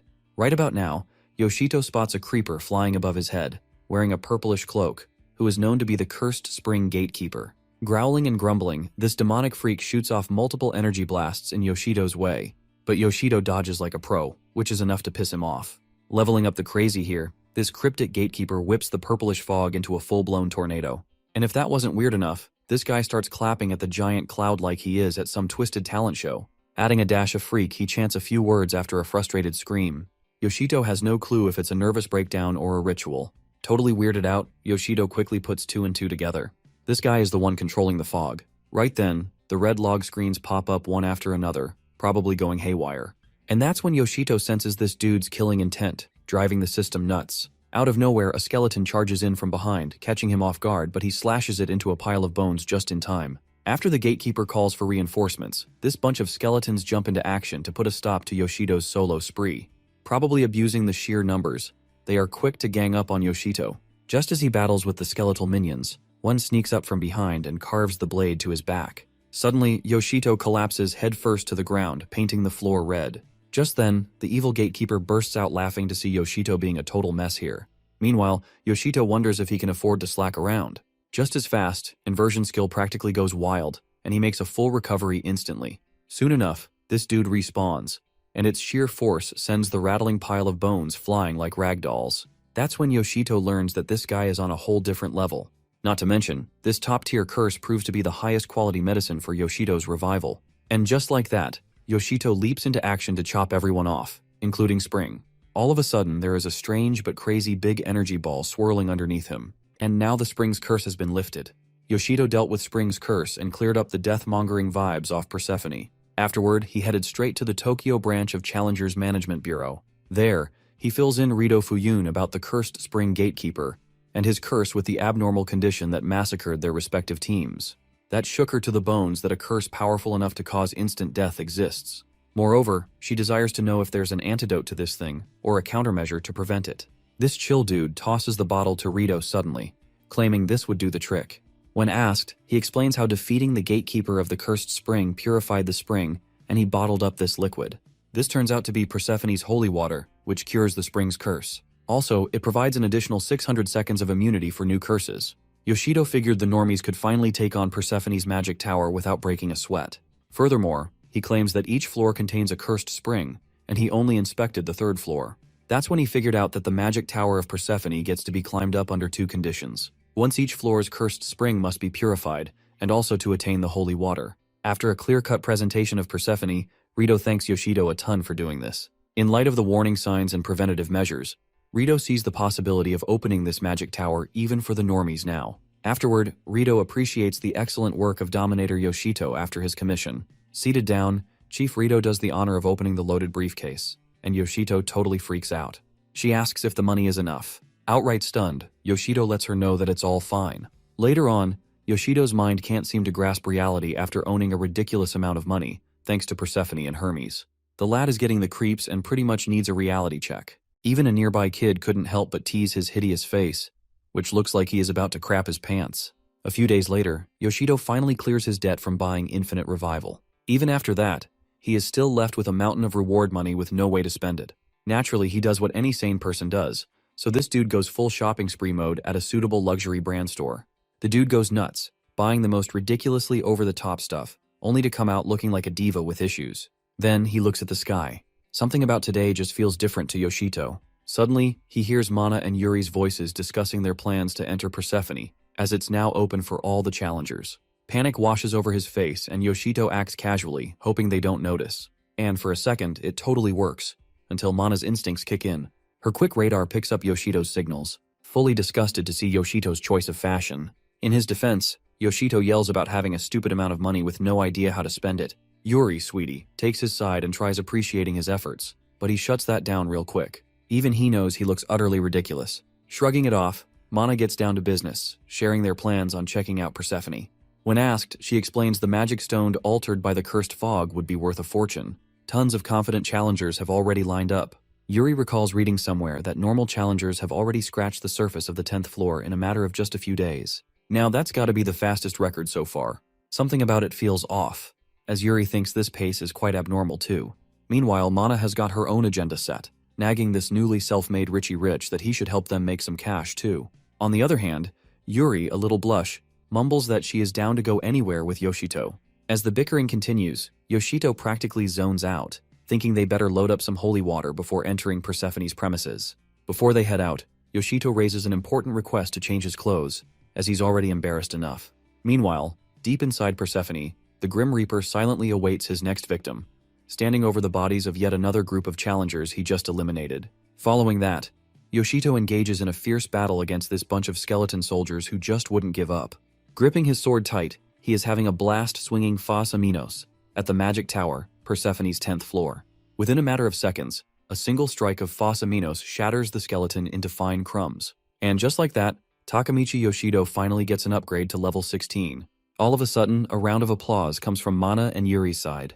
These two bimbos are completely blown away to see such impressive hits from this former loser. Even Yuri is at a loss for words. Unable to measure the extent of his strength, Mana can't wrap her head around to figure how far Yoshito has come from being a total loser. Spilling the obvious, Yoshito lets this Dumbo know that after killing this many, it's natural to have his level rise this high.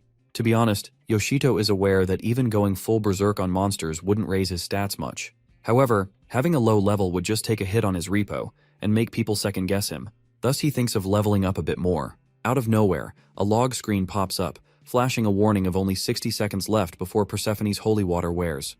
Realizing that the curse nullification might stop working soon, Mana suggests Yoshido drink the holy water again, only to avoid extra trouble. even though Mana agrees that this level's spring has been purified, which lifts any risks of being cursed here. Still, better safe than sorry, Mana tells the lad that there is no harm in drinking it anyway. As if it were second nature, Yoshito decides to follow her advice, but a last-minute epiphany stops him in his tracks. He considers the possibility that the inversion skill might reverse the effects of the holy water, resulting in a curse instead of a blessing.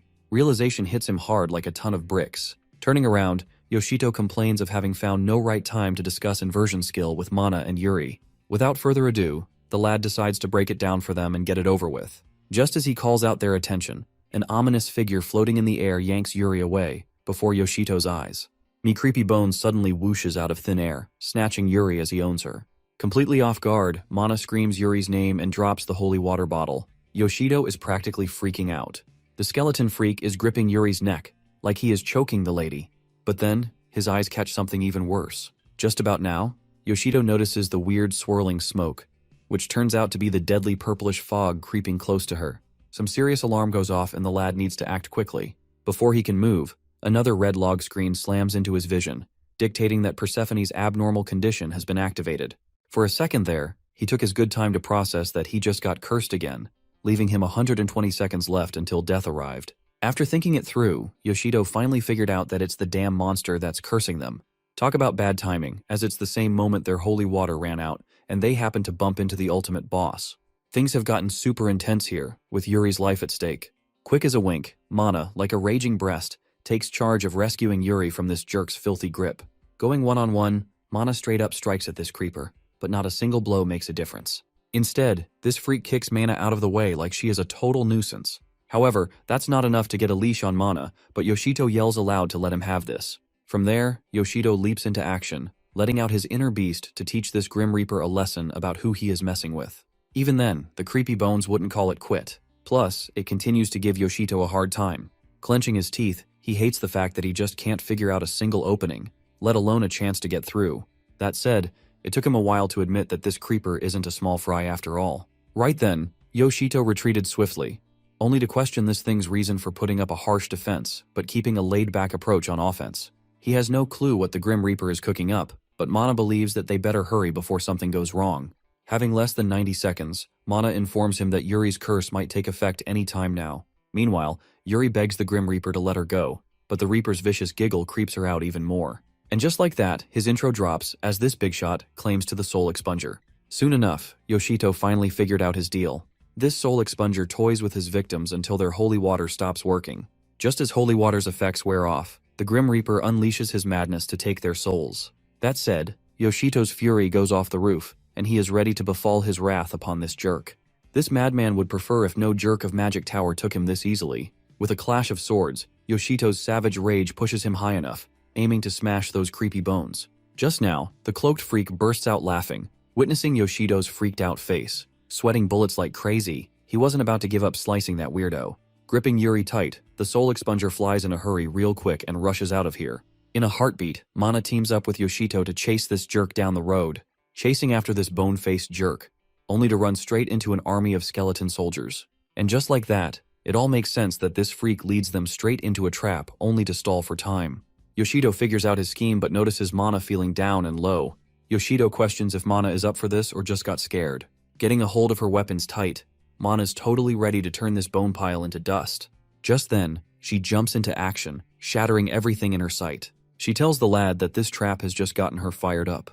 He likes Mana's attitude, hoping she could keep this up.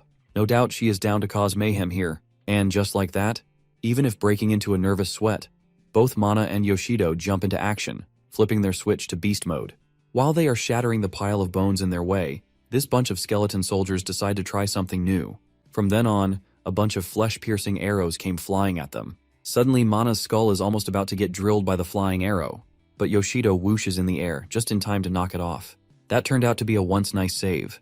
Then, they both catch their breaths, while Yoshito figures that only 1 minute left to save Yuri or she is as good as dead.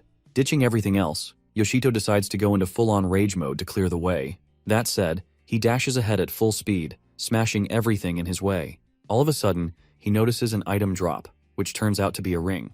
Just then, a red log screen drops the intro, as it's Corpse's grudge. Apparently this thing lets one taste death every 5 seconds. Cracking a smile, Yoshido calls this the first case of harassment, to have such an item with zero merit fall in his steps. He believes this thing can't be worn by any, except him. Without further ado, he wears the ring, and a countdown to death begins. As it turns out, this ring's ability to grant death, combined with inversion skill and infinite revival, would only power him up. All that in a mere 5 seconds? That's gotta be the quickest way to get strong. Not to mention, Yoshito no longer needs to worry about the defense. Switching to full-on offense mode, the lad dashes ahead at full speed, slashing every skeleton soldier, while carving his path to the soul expunger. Jumping at the Reaper to settle the score, the special attack skill of Fos Aminos gets unlocked. That turns out to be the 7-strike assault, claiming of increase in power at each strike. No interruption would lead to a tremendous impact, but contains a long cooling period, which means timing is the key here. Without picking the right time to launch it, it's a total failure. Just as Yoshido swings his blade, he gets knocked out of the way. Yuri's face screams horror as she watches Yoshido's downfall. But here's the kicker. The new ring, like a blessing, does the trick here. Instant revival with instant healing, this dude is better than ever and makes a quick slash to end this creep's chapter right here. Slammed back, the soul expunger initiates an attack, but the ring's death effect kills Yoshido first. This starts the inversion, and he comes alive with an upgrade. Engaging fearlessly, Yoshito plans his most powerful strike ever. And just like that, Yoshito, giving his all out, lands a bone-crushing hit, called Chain Bloom, aimed at the Grim Reaper's face. This guy doesn't know what's about to hit him. The impact is totally horrifying, making the soul expunger scream his last agonizing cry. That force of attack shattered his very bones into fine dust. Then, in a puff of dust, the soul expunger ceases to exist. With him out of the picture, the Grim's body crumbles to dust, and Yuri slips from his grasp, plummeting toward the ground. She is inches away from getting her skull cracked open after a smash to the ground, but luck is on her side. This girl falls right into Yoshido's arms, so she lets out a crazy scream in shock. With her heart racing fast, she is flustered while Yoshito just grins down at her. He is glad to have her back in one piece, which is all that matters. Still holding her close, Yuri thanks Yoshido for saving him. Right in the middle of their little moment, Mana decides to butt in hard.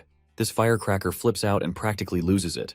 Mana rips open the bottle of holy water at Yoshito, pouring it all on Yuri's hand just in time to break the spell. She is still blown away by Bonehead's mischief. To think he would go this far to plan his attack after the holy water wears. That's some extra-level strategy for a brain rot like him. All of a sudden, Yoshito receives a full blast of the red log screens, blinding his vision. A second later, he calms down, knowing this is all flashing the ring's effect.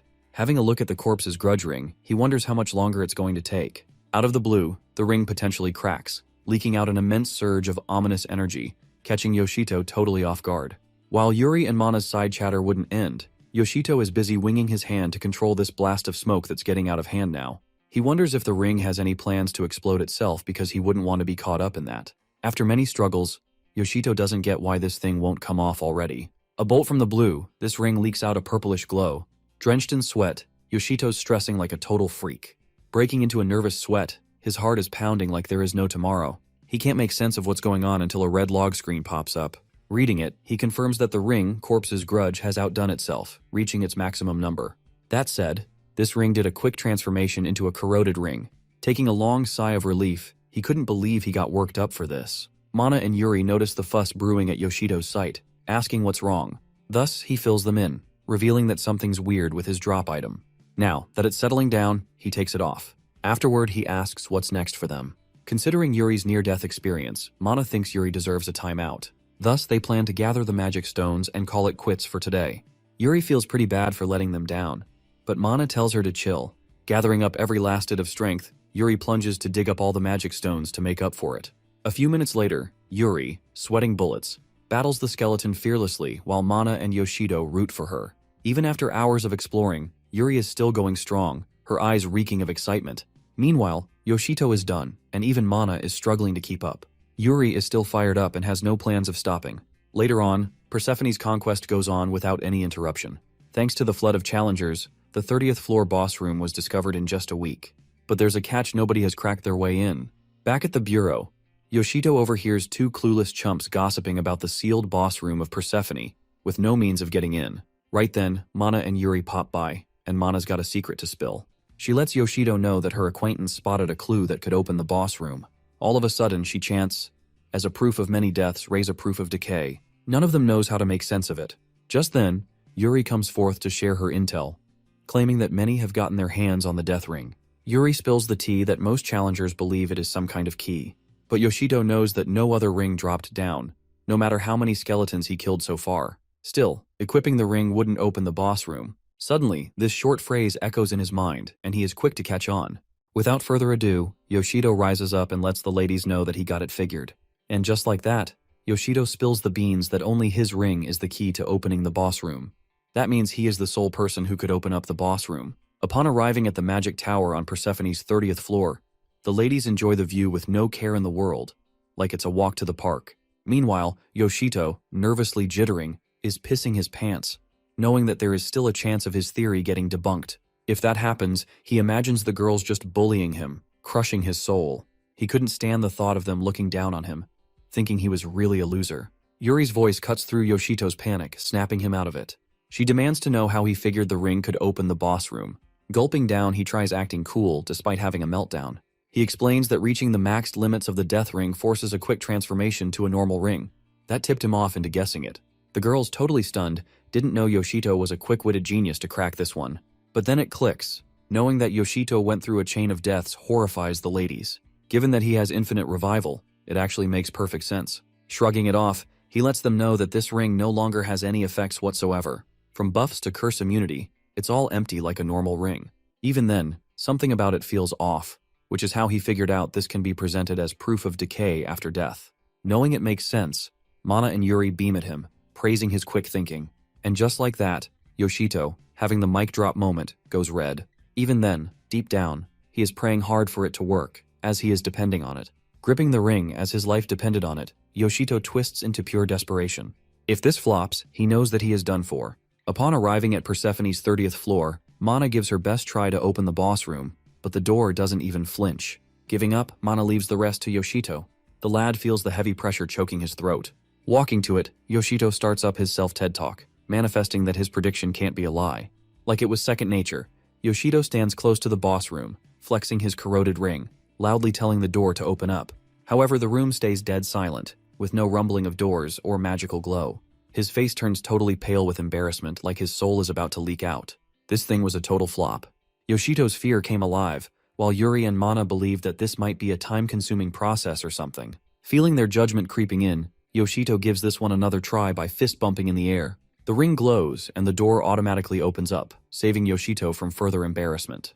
The door creaks open, and Yoshito thanks the divine forces that made it all happen, but the relief is actually short-lived. The lad remembers that he has to face the boss inside, so he better gear up. Facing the boss of Persephone's 30th floor has got to be much stronger than Hermes. He believes that it ought to be on a whole different level.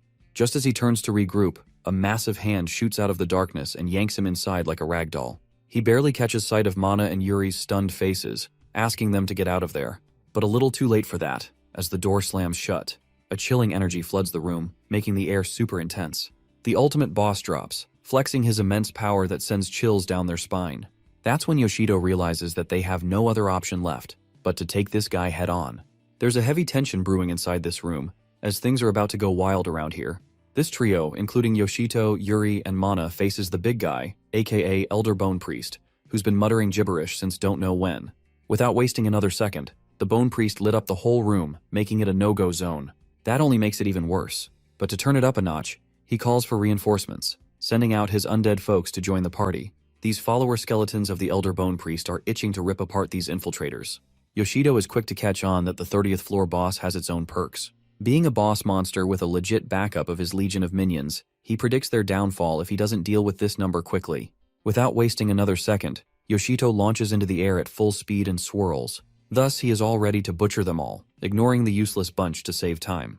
Carving his path to the boss, Yoshito proves to be really hasty when striking the big boss. Just then, Elder Bone Priest does no more delay in almost obliterating Yoshito, but he dodges just in time. He flinches at the sight of their flawless defense, giving him a tough time already. All busy dealing with the boss, Yoshito didn't sense the skeleton soldiers advancing at him from all possible directions. Just then, the skeleton soldier from behind pierces Yoshito's chest with his sword, and he pukes out blood in surprise. That totally catches him off guard. Just like that, a log screen notifies him that he has died, with a debuff of defense 40. But then, inversion applies with a defense of plus 40. With an instant power-up, Yoshito's defense has jumped up a notch, engaging in a fierce battle against the skeleton soldier. Right in the middle of the brawl, Yoshito notices this pile of bones handling the attacking weight and their reaction speed. All of it is on a whole different level on the 30th floor. Drenching in sweat, Yoshito can't handle one of the boss's minions, let alone an army of them. The lad is racking his brain, but unable to think of a solution. Suddenly, this bone troop straight up starts bullying him, smashing his face into the dirt. Right next to the boss's knees, he felt like a total loser, until he hears out a big commotion. That's when he realizes that Bony Troop has started ganging up on Mana and Yuri. Without wasting another second, Yuri shoots off a water tornado attack to sway the skeleton soldiers. She thought it worked, but it was a big failure. The skeletons just keep coming, one after another, totally unfazed by the attack. Meanwhile, Mana got her hands full, swinging the blade like crazy and trying to keep them off her back. This girl is barely keeping up now. They are badly cornered, and the Bony Troop continues to outnumber them. Watching the whole thing, Yoshito knows the girls are in for a bloody mess if they don't think of something real quick. However, Yoshito has trouble heading her way, as Priest cooks up a nasty ritual and slashes Yoshito's arms, without any prior consent. Letting out a blood-curdling cry that sends a chill down anyone's spine, the boss continues to play around, toying with Yoshito. Begging him to stop, Yoshito drops headfirst to the ground, totally losing his mind. In mere seconds, Elder Bone Priest orders, and Yoshito's flesh burst into bits, painting the whole floor bloody red. Swimming in his own blood, he is tortured to death. He died and the Bone Priest laughed like a maniac. Flashes of the past slam in Yoshito's mind. In just a second, a shockwave rips through his spine, and his whole body gets 1,000 volts of shock. Panic washes over him, and before he knows it, a piercing cry screams at the top of his lungs. He is unable to shake off this feeling, with chunks of his past life's memories filming in his mind. Worst of all, his own hands won't stop shivering. After dying over and over again, Yoshito finally hits his breaking point. Gripping his face, he lets out a scream like he has completely lost it. A blood-curdling cry rips through the air and his whole body shakes. He slams headfirst into the ground. For a moment, he is just still, with his eyes empty and lifeless. There's no light in them anymore.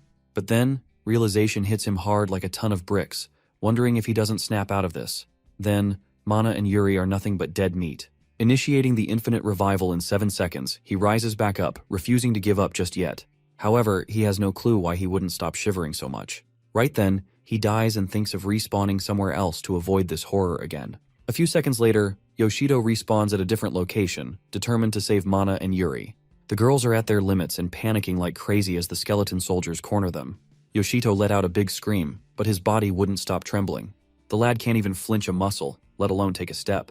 He feels utterly disgusted at himself for not being able to move his body and letting the girls get pummeling to death on his watch. Out of nowhere, tears well in his eyes at the thought of facing the Elder Bone Priest again. To his surprise, someone from outside blasts a fireball to melt down the door.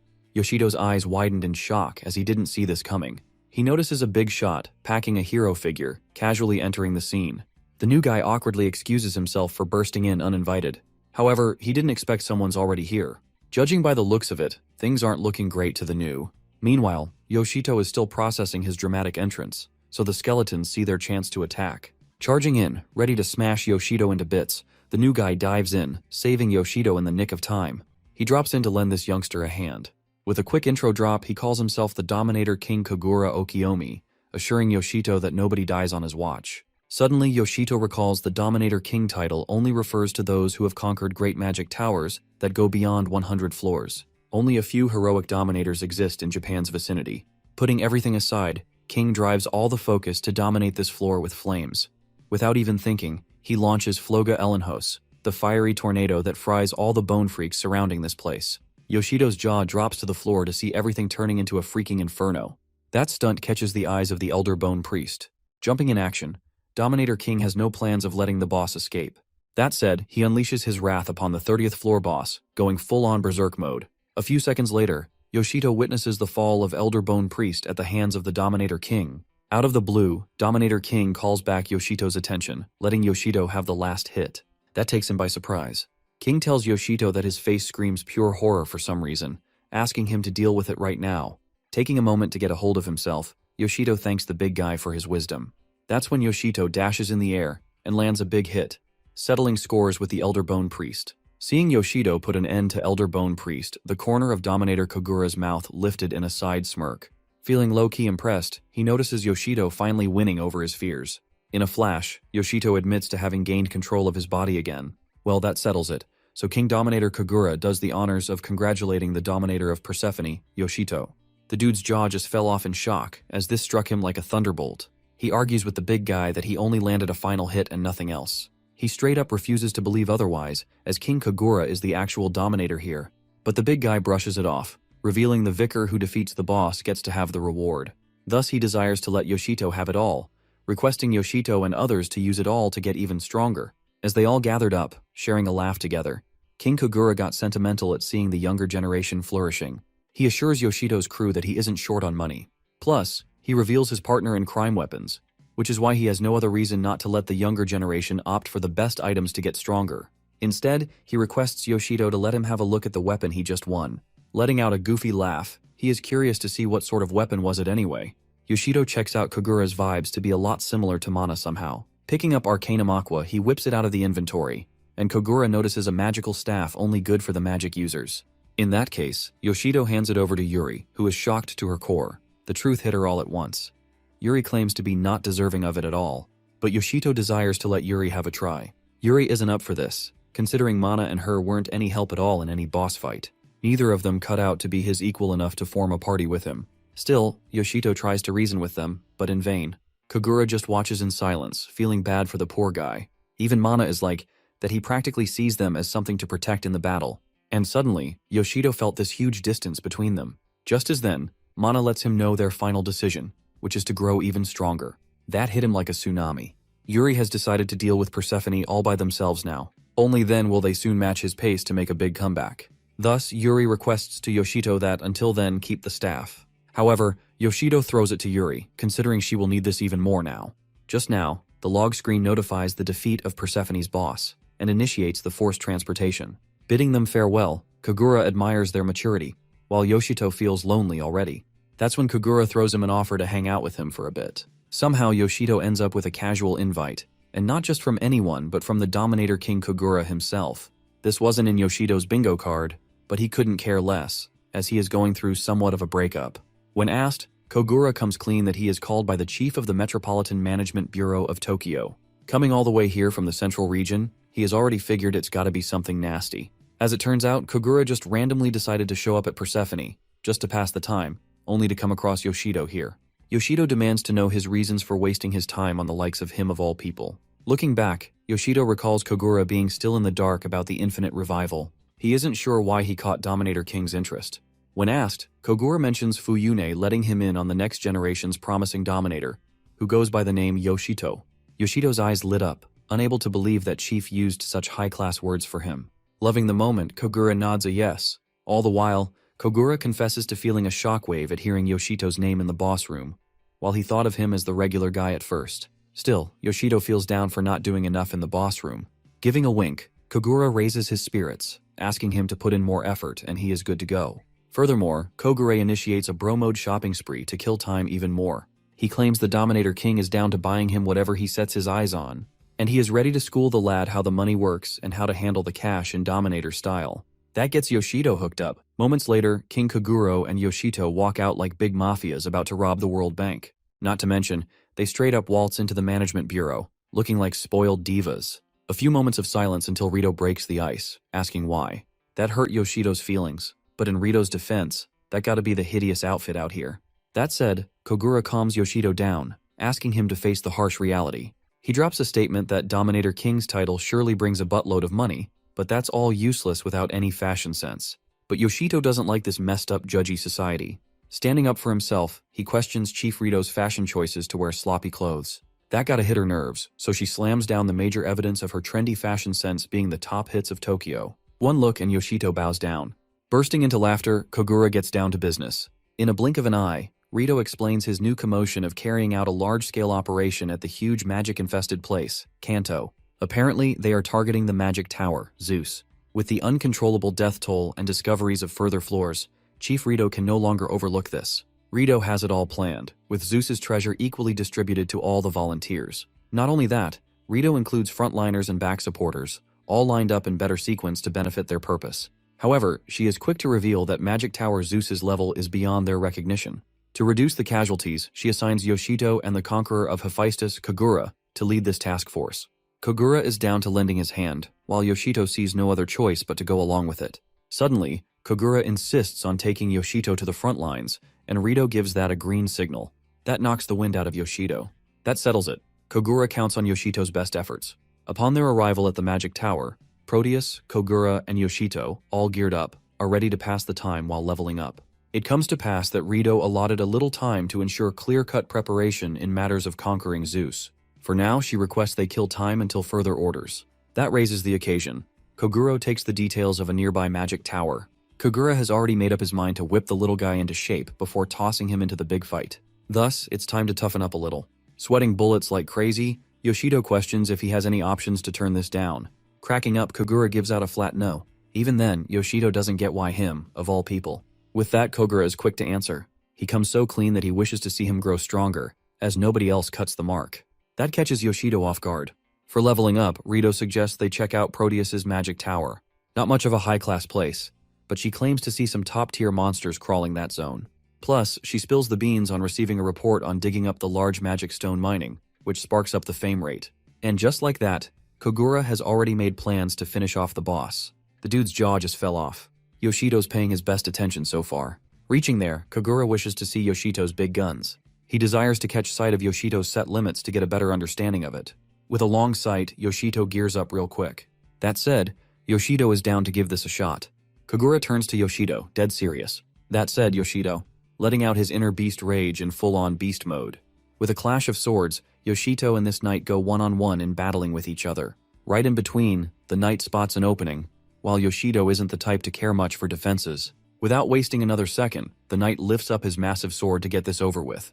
However, Yoshido, the chillest dude alive, notices such a huge swing. With that said, Yoshito kicks it off with a bone-chilling strike. That tipped it off. Meanwhile, Yoshido thinks his last hit might ought to do the trick. However, Kogura catches on quickly to spot the knight going in with a sneaky attack. Although Kogura wouldn't mind letting a hand. But in case of thorough analysis, he needs to figure out where Yoshido's strength lies. Not only that, he is still pretty curious to know Yoshida's abilities. Just as then, the knight's spear carves a hole in his chest. Totally caught off guard, Kogura feels sorry for letting him go through this all by himself. With one fine hit, Yoshido's body lays back in the field out cold. Witnessing this, the knight chuckles at this sight. In mere seconds, Yoshido hits the infinite revival button and straight up rises from the dead. Thus, the first-hand look at the infinite revival, Kogura finally lays eyes on this younger, who can never truly die. For that very reason, Kogura nods in approval, seeing Yoshido's traits earning him a spot as Kogura's partner. Yoshido yanks the knight's spear out of the way. Right about now, Yoshido declares to this metalhead that losing a weapon means losing the battle. However, the knight sneakily attacks Yoshito, piercing his chest yet again. He lost to the knight, dying in the battle while getting the death penalty. Just as inversion kicks in for Tech 16+, Yoshido is back on his feet for the second time.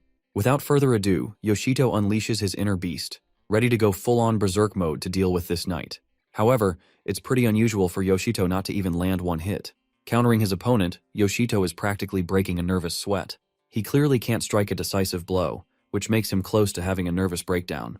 All of a sudden, a strange purple lightning strikes Yoshito, which catches his sight just in time. That said, a full-on beam of light almost hit Yoshido, yanking him out of the way. He refuses to quit just now, and even the knight is pretty resilient in killing Yoshito. And just like that, this big ruckus catches the attention of the other knight, who, soon enough, joins the party. All of a sudden, this crazy spear-like energy landed near him with no prior notice.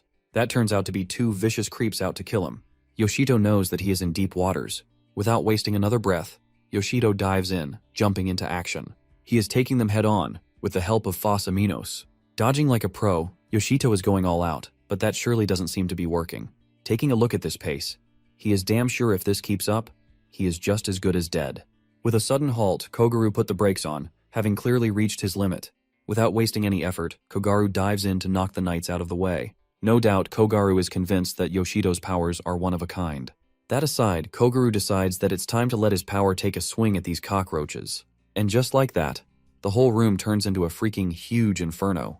That left Yoshito reeling, but Koguru calls for his attention. Although Koguru felt like showing off even more, but he got a good enough understanding of Yoshido's strength. Koguru, feeling disappointed in himself, hates losing his chance to gloat.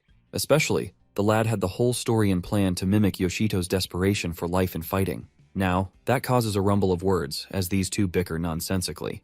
Moments later, Yoshito demands to know Kogaru's plans ahead. Up next, Koguru recalls a large stone mine ahead filled with stone-absorbing monsters and crystallized mana.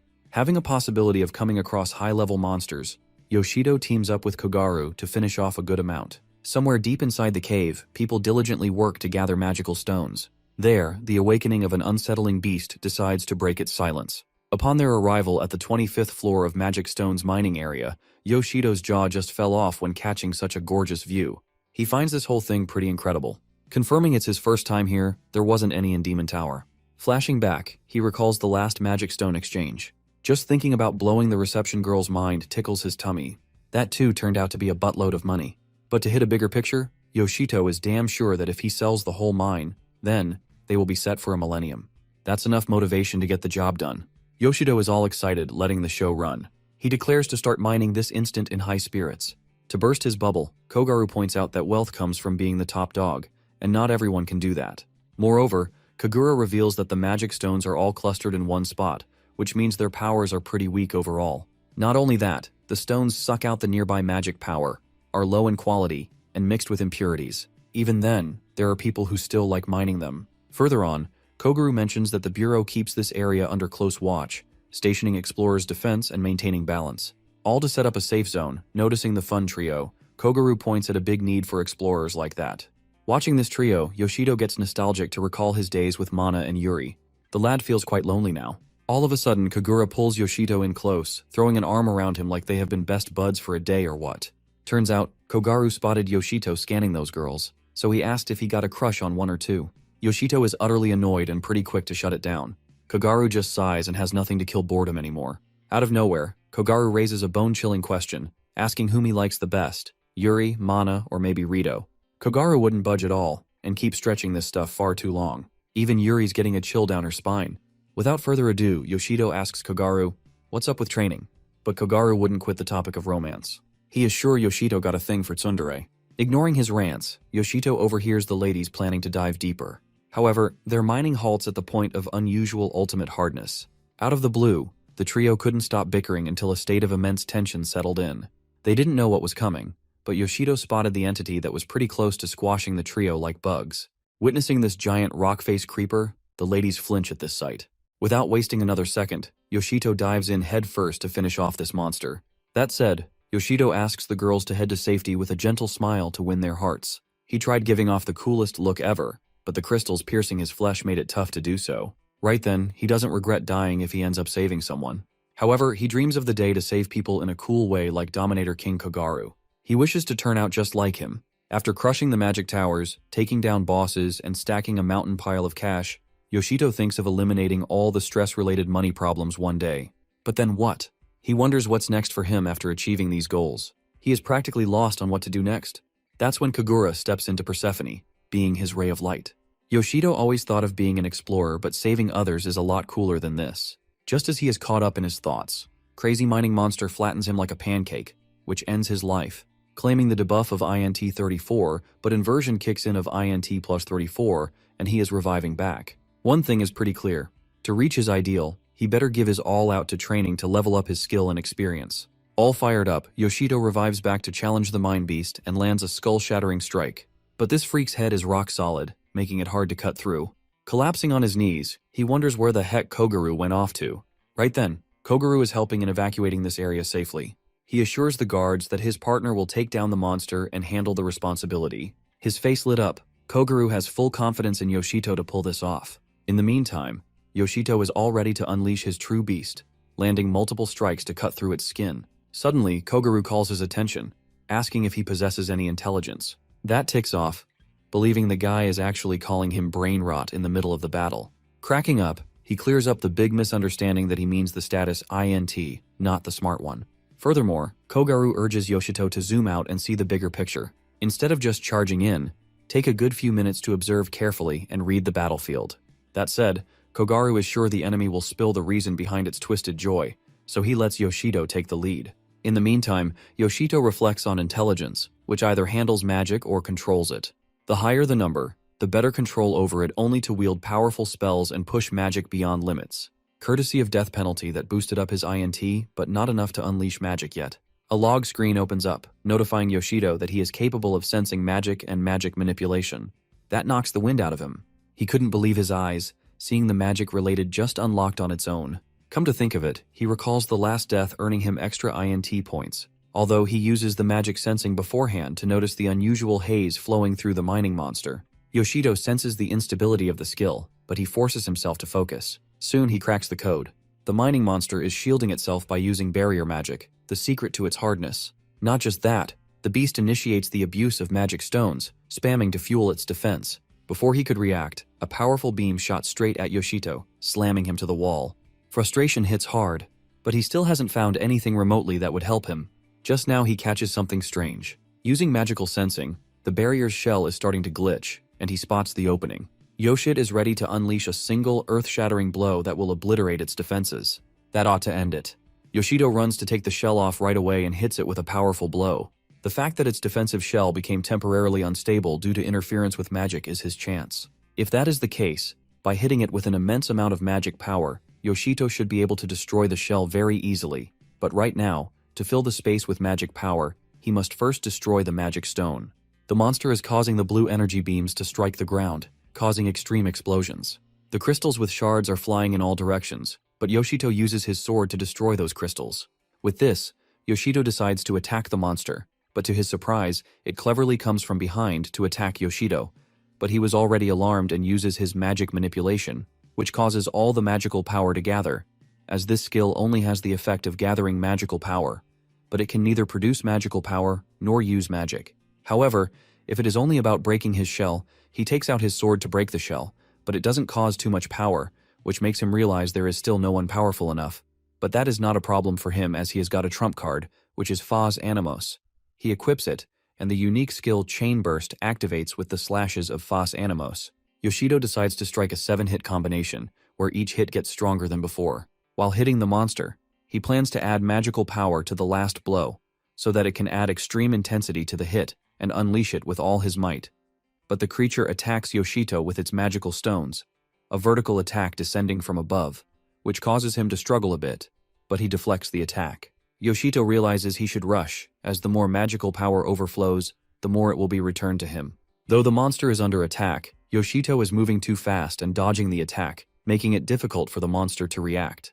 With the dodging effect, the creature won't be able to dodge the attack, and with an immense surge of magical energy, the last strike undergoes a transformation. Meanwhile, Kogura is proudly looking at the intense fight, knowing Yoshito is way beyond his expectations, and at the same time, Yoshito blows away the core and the shell. The result is so intense that it causes an eruption and makes Yoshito sprawl back on the ground far away, finally defeating the monster after putting up a tough and intensive fight. Kogura then goes to Yoshito and helps him stand up. Yoshito asks Kogura if the other challengers are fine, and hearing about their well-being, Yoshito takes a sigh of relief. The challengers are happy as the matter has been dealt with, and they all are safe and sound. In an instant, a power impact occurs, shaking the ground and causing rubble or some sort of material to fall from above. A boundary has been created between Yoshito and the other challengers, including Kogura, most probably purposefully to harm Yoshito only. The other challengers and Kogura warn Yoshito so that he can be saved, but a giant steel fracture broke through the wall, showed up, and fell on Yoshito, which made him dead. Though because of his skill, Inversion reverses the heavy negative effects of the death penalty's permanent debuff caused by infinite revival and turns them all into positive stats. However, this is actually a complete abnormality because monsters with such abilities are quite rare. It is a steel-like serpent creature with an armored appearance, having scary blue eyes that glow, and is now attacking Yoshito. Meanwhile, Yoshito is facing the creature head-on. Kogura can't help but try to calm the situation. According to him, it turns the situation in their favor. He controls this area with scorching heat with the help of his weapon. The heat spreads everywhere in a second, and as the rising heat spreads all around, it causes the steel fracture to become affected by it as well. At least, that is what Yoshito thought. But in reality, Kogura's heat has no effect on the steel fracturer, and it seems that the creature's outer shell has powerful fire resistance, which doesn't harm it at all. Kogura decides that if it's the case, then all he can do is use his sheer power to defeat it. In order to use his sheer power, he wields his sword in the direction of the steel fracture, but the steel fracture also rushes towards him at high speed, opens its mouth, and tries to bite Kogura. But when Kogura moves swiftly from his place, the steel fracture collapses on the ground, missing the hit, which causes an impactful explosion. Kogura then again wields his sword and attacks the body of the steel fracturer, but to his surprise, the steel fracturer has metallic tentacles, making Kogura realize that he never thought this creature would have such a hidden ace up its sleeve.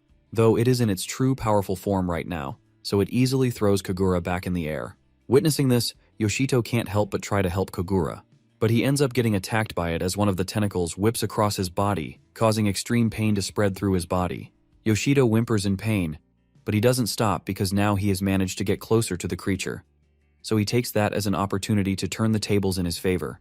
So he lifts his sword with all the strength left in his body and drives the sword right in the monster's eyes, which causes the monster to squirm, tremble in pain, and throw Yoshito to the ground, though Kogura saves him from getting hurt.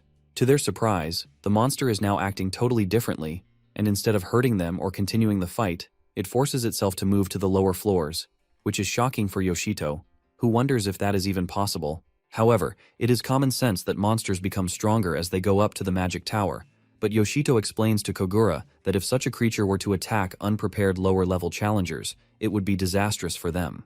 Kogura agrees with what Yoshito just said because if they leave it like this, it will definitely do substantial harm. As the monster pushes its way into the lower levels, it creates a giant hole in the ground, which makes it evident to Yoshito and Kogura that the monster really moved between the floors. Normally, because each floor's entryway has a safe zone, monsters are unable to move between floors. However, there are rare cases of monsters with exceptionally strong power that can move between floors using some method, and probably that iron serpent from earlier is likely one of those anomalies. Those unusual beings are categorized by the Management Bureau into a special category and handled appropriately. The special category is named Named Errors. The fact that Yoshito didn't know about it was so surprising that those surprised expressions filled his face, though it is understandable for Kogura, as information about named errors is only shared between the Management Bureau and a selected number of high-level explorers. Kogura and Yoshito then decide to go back. They need to report the situation to the Management Bureau. On the other hand, the other female challengers that were escorted by Kogura are shocked by seeing Yoshito because, according to them, he died earlier. Yoshito chuckles nervously, lies that it was just an illusion and that he didn't actually die so they don't have to worry about it, but the girls don't really believe it as the blood looks very real.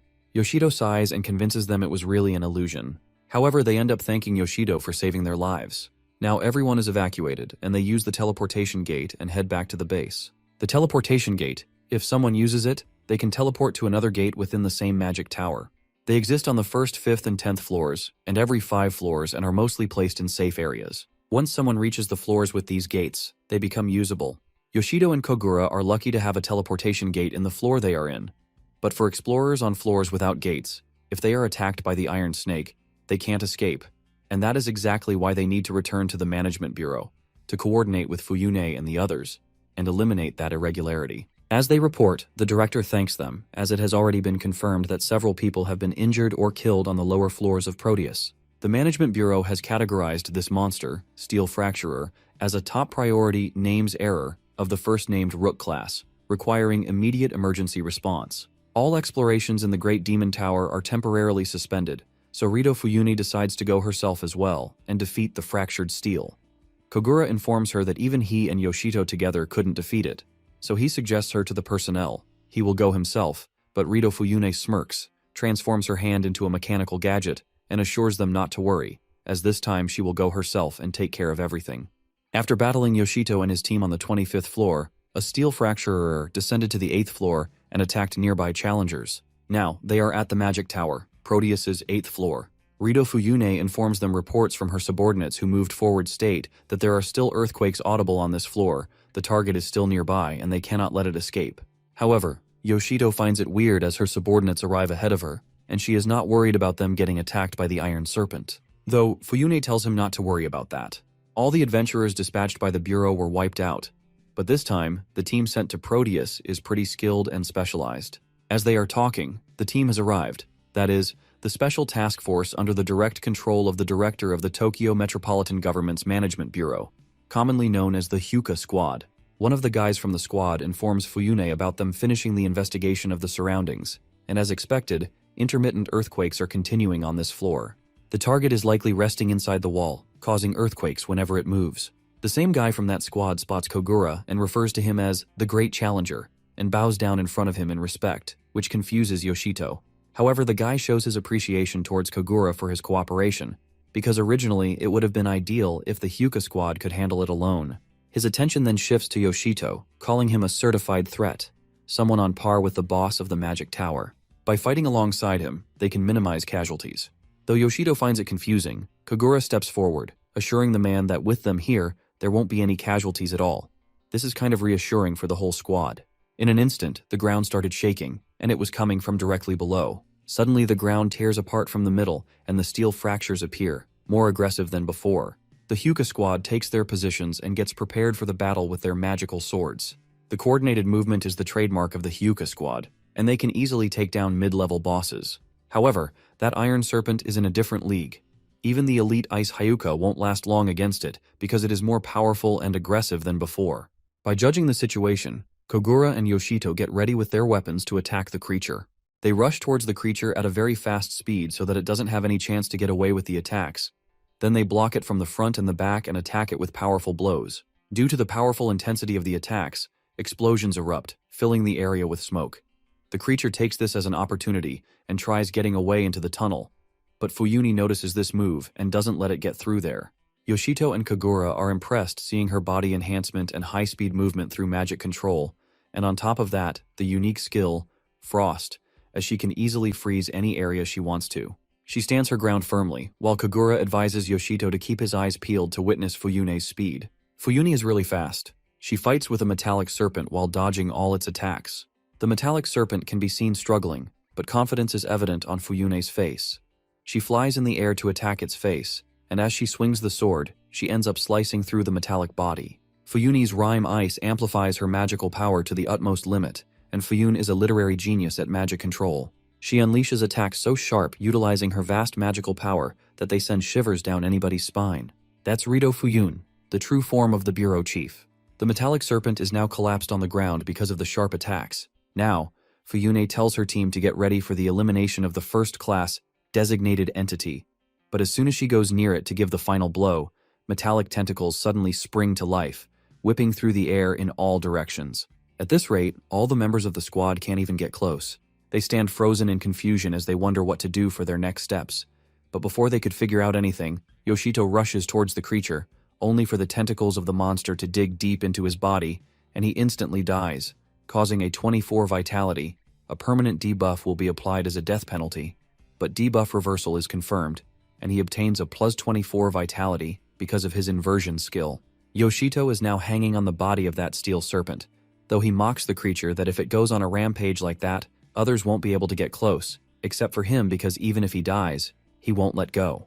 Though he successfully managed to latch on by changing his respawn location, his mind races. What should he do next? Instantly, the creature starts moving at a very high speed, trying to shake him off and trying to attack him with his tentacles. It twists and turns, flying through the air in an attempt to throw him loose. At the same time, its tentacles lash out, attacking him from all directions. But Yoshito holds on with all his strength, refusing to let go. No matter how much the creature thrashed, his grip remained firm.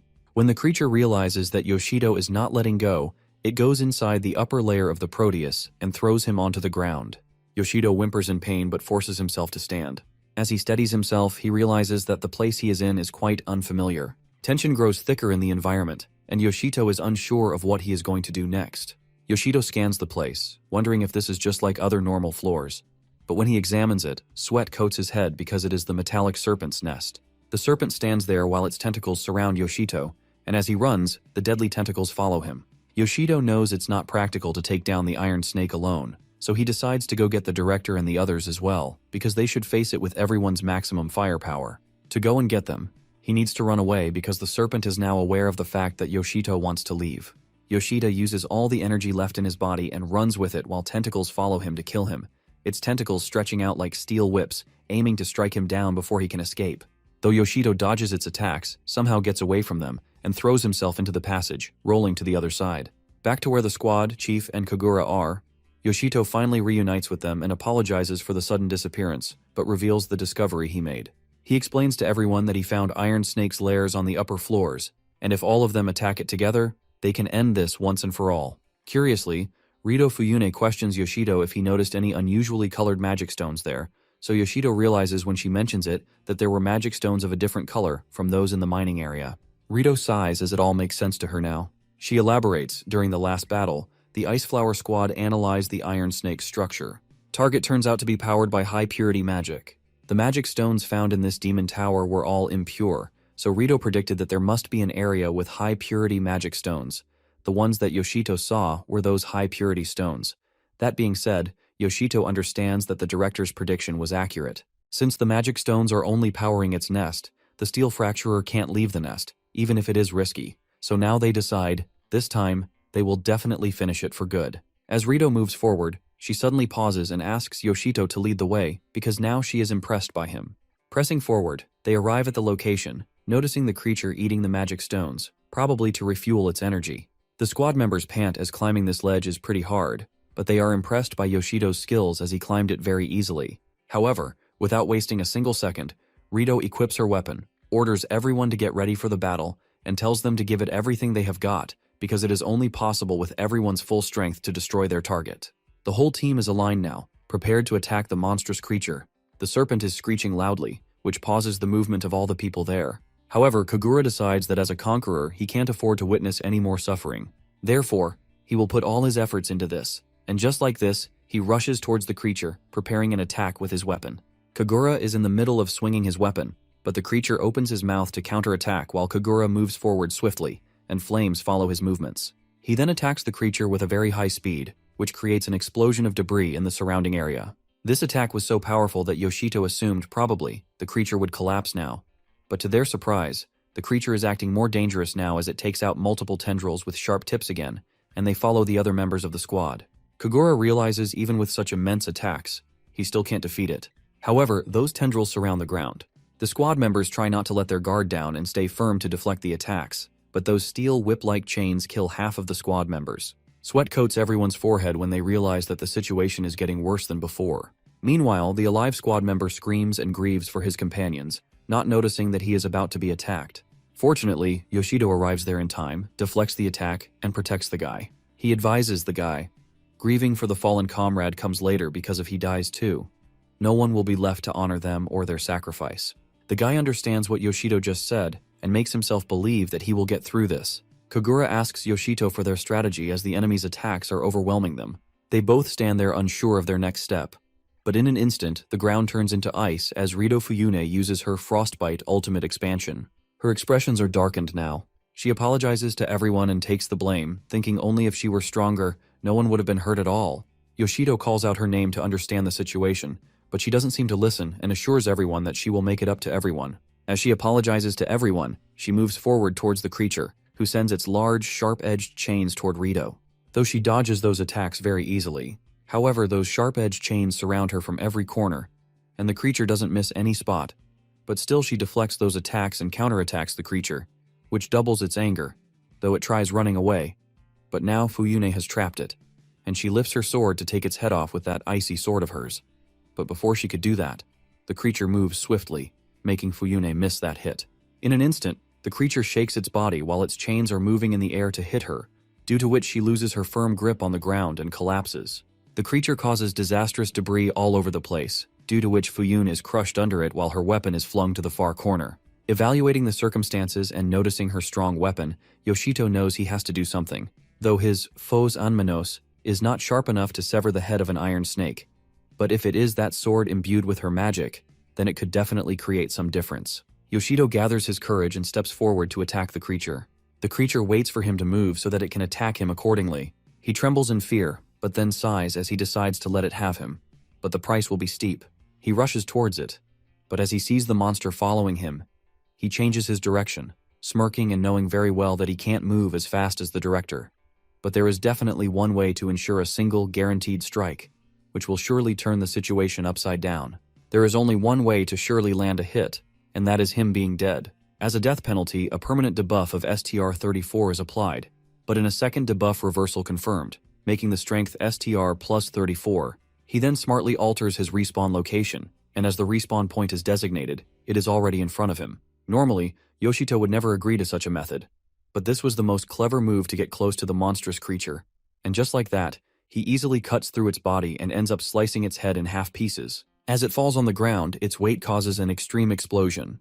Kogura witnesses everything proudly. The guys left from the squad are in utter disbelief. Meanwhile, Fuyune walks towards him, appreciates his efforts, and thanks him because now the deaths of her subordinates won't have been in vain.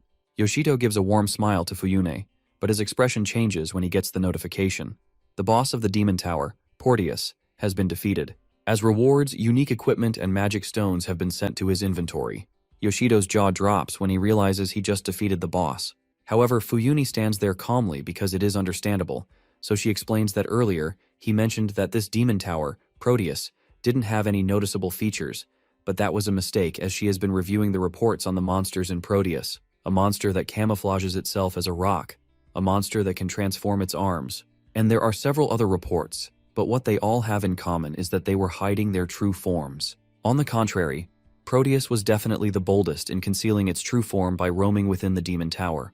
So the conclusion is, the Iron Serpent was the boss of this Demon Tower. Usually the boss doesn't leave the top floor's boss room, so this was quite a rare and unbelievable case. Still, Yoshido was a little hesitant as he ended up being the one to finish off the boss, but without the director, Rito Fuyune, Kogura, and the strength of the Ice Blossom Squad, they wouldn't have been able to defeat it. He admits that he talked big most of the time before getting into the battlefield, but in the end, they couldn't do it without sacrifices. After a few minutes, they get a notification about the Proteus disappearing in 10 seconds and forced teleportation to begin shortly. Later on, at the director's office of the Management Bureau, Yoshito hands Rito Fuyune the unique equipment he obtained in Proteus. He also gives her the magic crystals, though she wonders if this is a prank or something, as she was not expecting him to give her these as well. But for Yoshito, this boss raid was a collective achievement, and it wouldn't be right for him to keep it all to himself, so he has decided to entrust all the rewards to the Bureau. When she looks at Kogura, Yoshito informs her that he has already agreed on this, so she should use it to support the other adventurers. When Fuyune agrees to their request, they leave but end up running into the guy from the squad earlier. He introduces himself as Ryudo. He tells them that he has been waiting for them. He has a request. He hesitates but elaborates. The assault on the Great Demon Tower Zeus will begin soon. The Ice Blossom Squad, which specializes in dealing with named errors, is also scheduled to be deployed as part of the forces, and he has been entrusted with leading the Ice Blossom Squad, but after the last battle, he realized how inadequate his strength is. The fact that he doesn't want to lose any more comrades like he did the last time, so he wants Yoshito to train him. Yoshido's eyes widened as he was not expecting a request like this coming from a leader of the squad, but the guy kept requesting him to train him. It has been a month since they all defeated the Steel Fracturer, and right now, Ryudo, leader of the Ice Blossom Squad, is fighting off his opponent, Kogura, as both Yoshito and Kogura are fulfilling their promise of making Ryudo strong. All three of them have been practicing together within the past month because of the training. Ryudo's movements have been pretty swift, and he has been able to dodge the powerful attacks by Kogura easily, which is pretty impressive for Kogura. But still, if Kogura uses his extreme power, they both are still too soft in front of him, so he asks both of them to give him everything they have got. Throwback to a month ago, when Ryudo begged Yoshido to train him, he softly declined his request, as he is also not strong enough to teach someone else, and he is still in the middle of his training too, Proteus being a part of that process too. But Ryudo doesn't seem to understand as he forces him that if he is going through some training, then he also wants to undergo the same training as him. Seeing both of them desperate to be strong, Kogura steps forward and volunteers himself to take care of both of them. Until the assault on Zeus begins, he decides to drill both of them in ways of battle, and from that day to the present day, they have been working hard to make themselves strong. This past month, Yoshido has been training alongside Ryudo in the Demon Tower and the training room. Even the skills that cannot be covered by status points should be significantly honed by now, but Yoshito always feels like he can never catch up to Kogura, as he is just way too strong.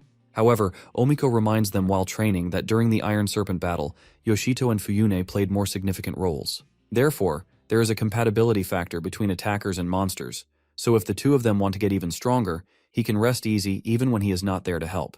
As they are practicing and Kogura is giving them a hard time, Ryudo notices one thing. Even though they have been training with real weapons, Kogura still hasn't taken a single hit, which makes his power more evident. Both Ryudo and Yoshito are now frustrated, so they try to attack Kogura together but stop when they see him smirking. Their jaws drop when Kogura reveals that he is going to dominate this area with intense flames. Whereas, when the training gets over, Kogura praises them for their improved coordination, but mentions that the coordination is of no use if they don't win, though.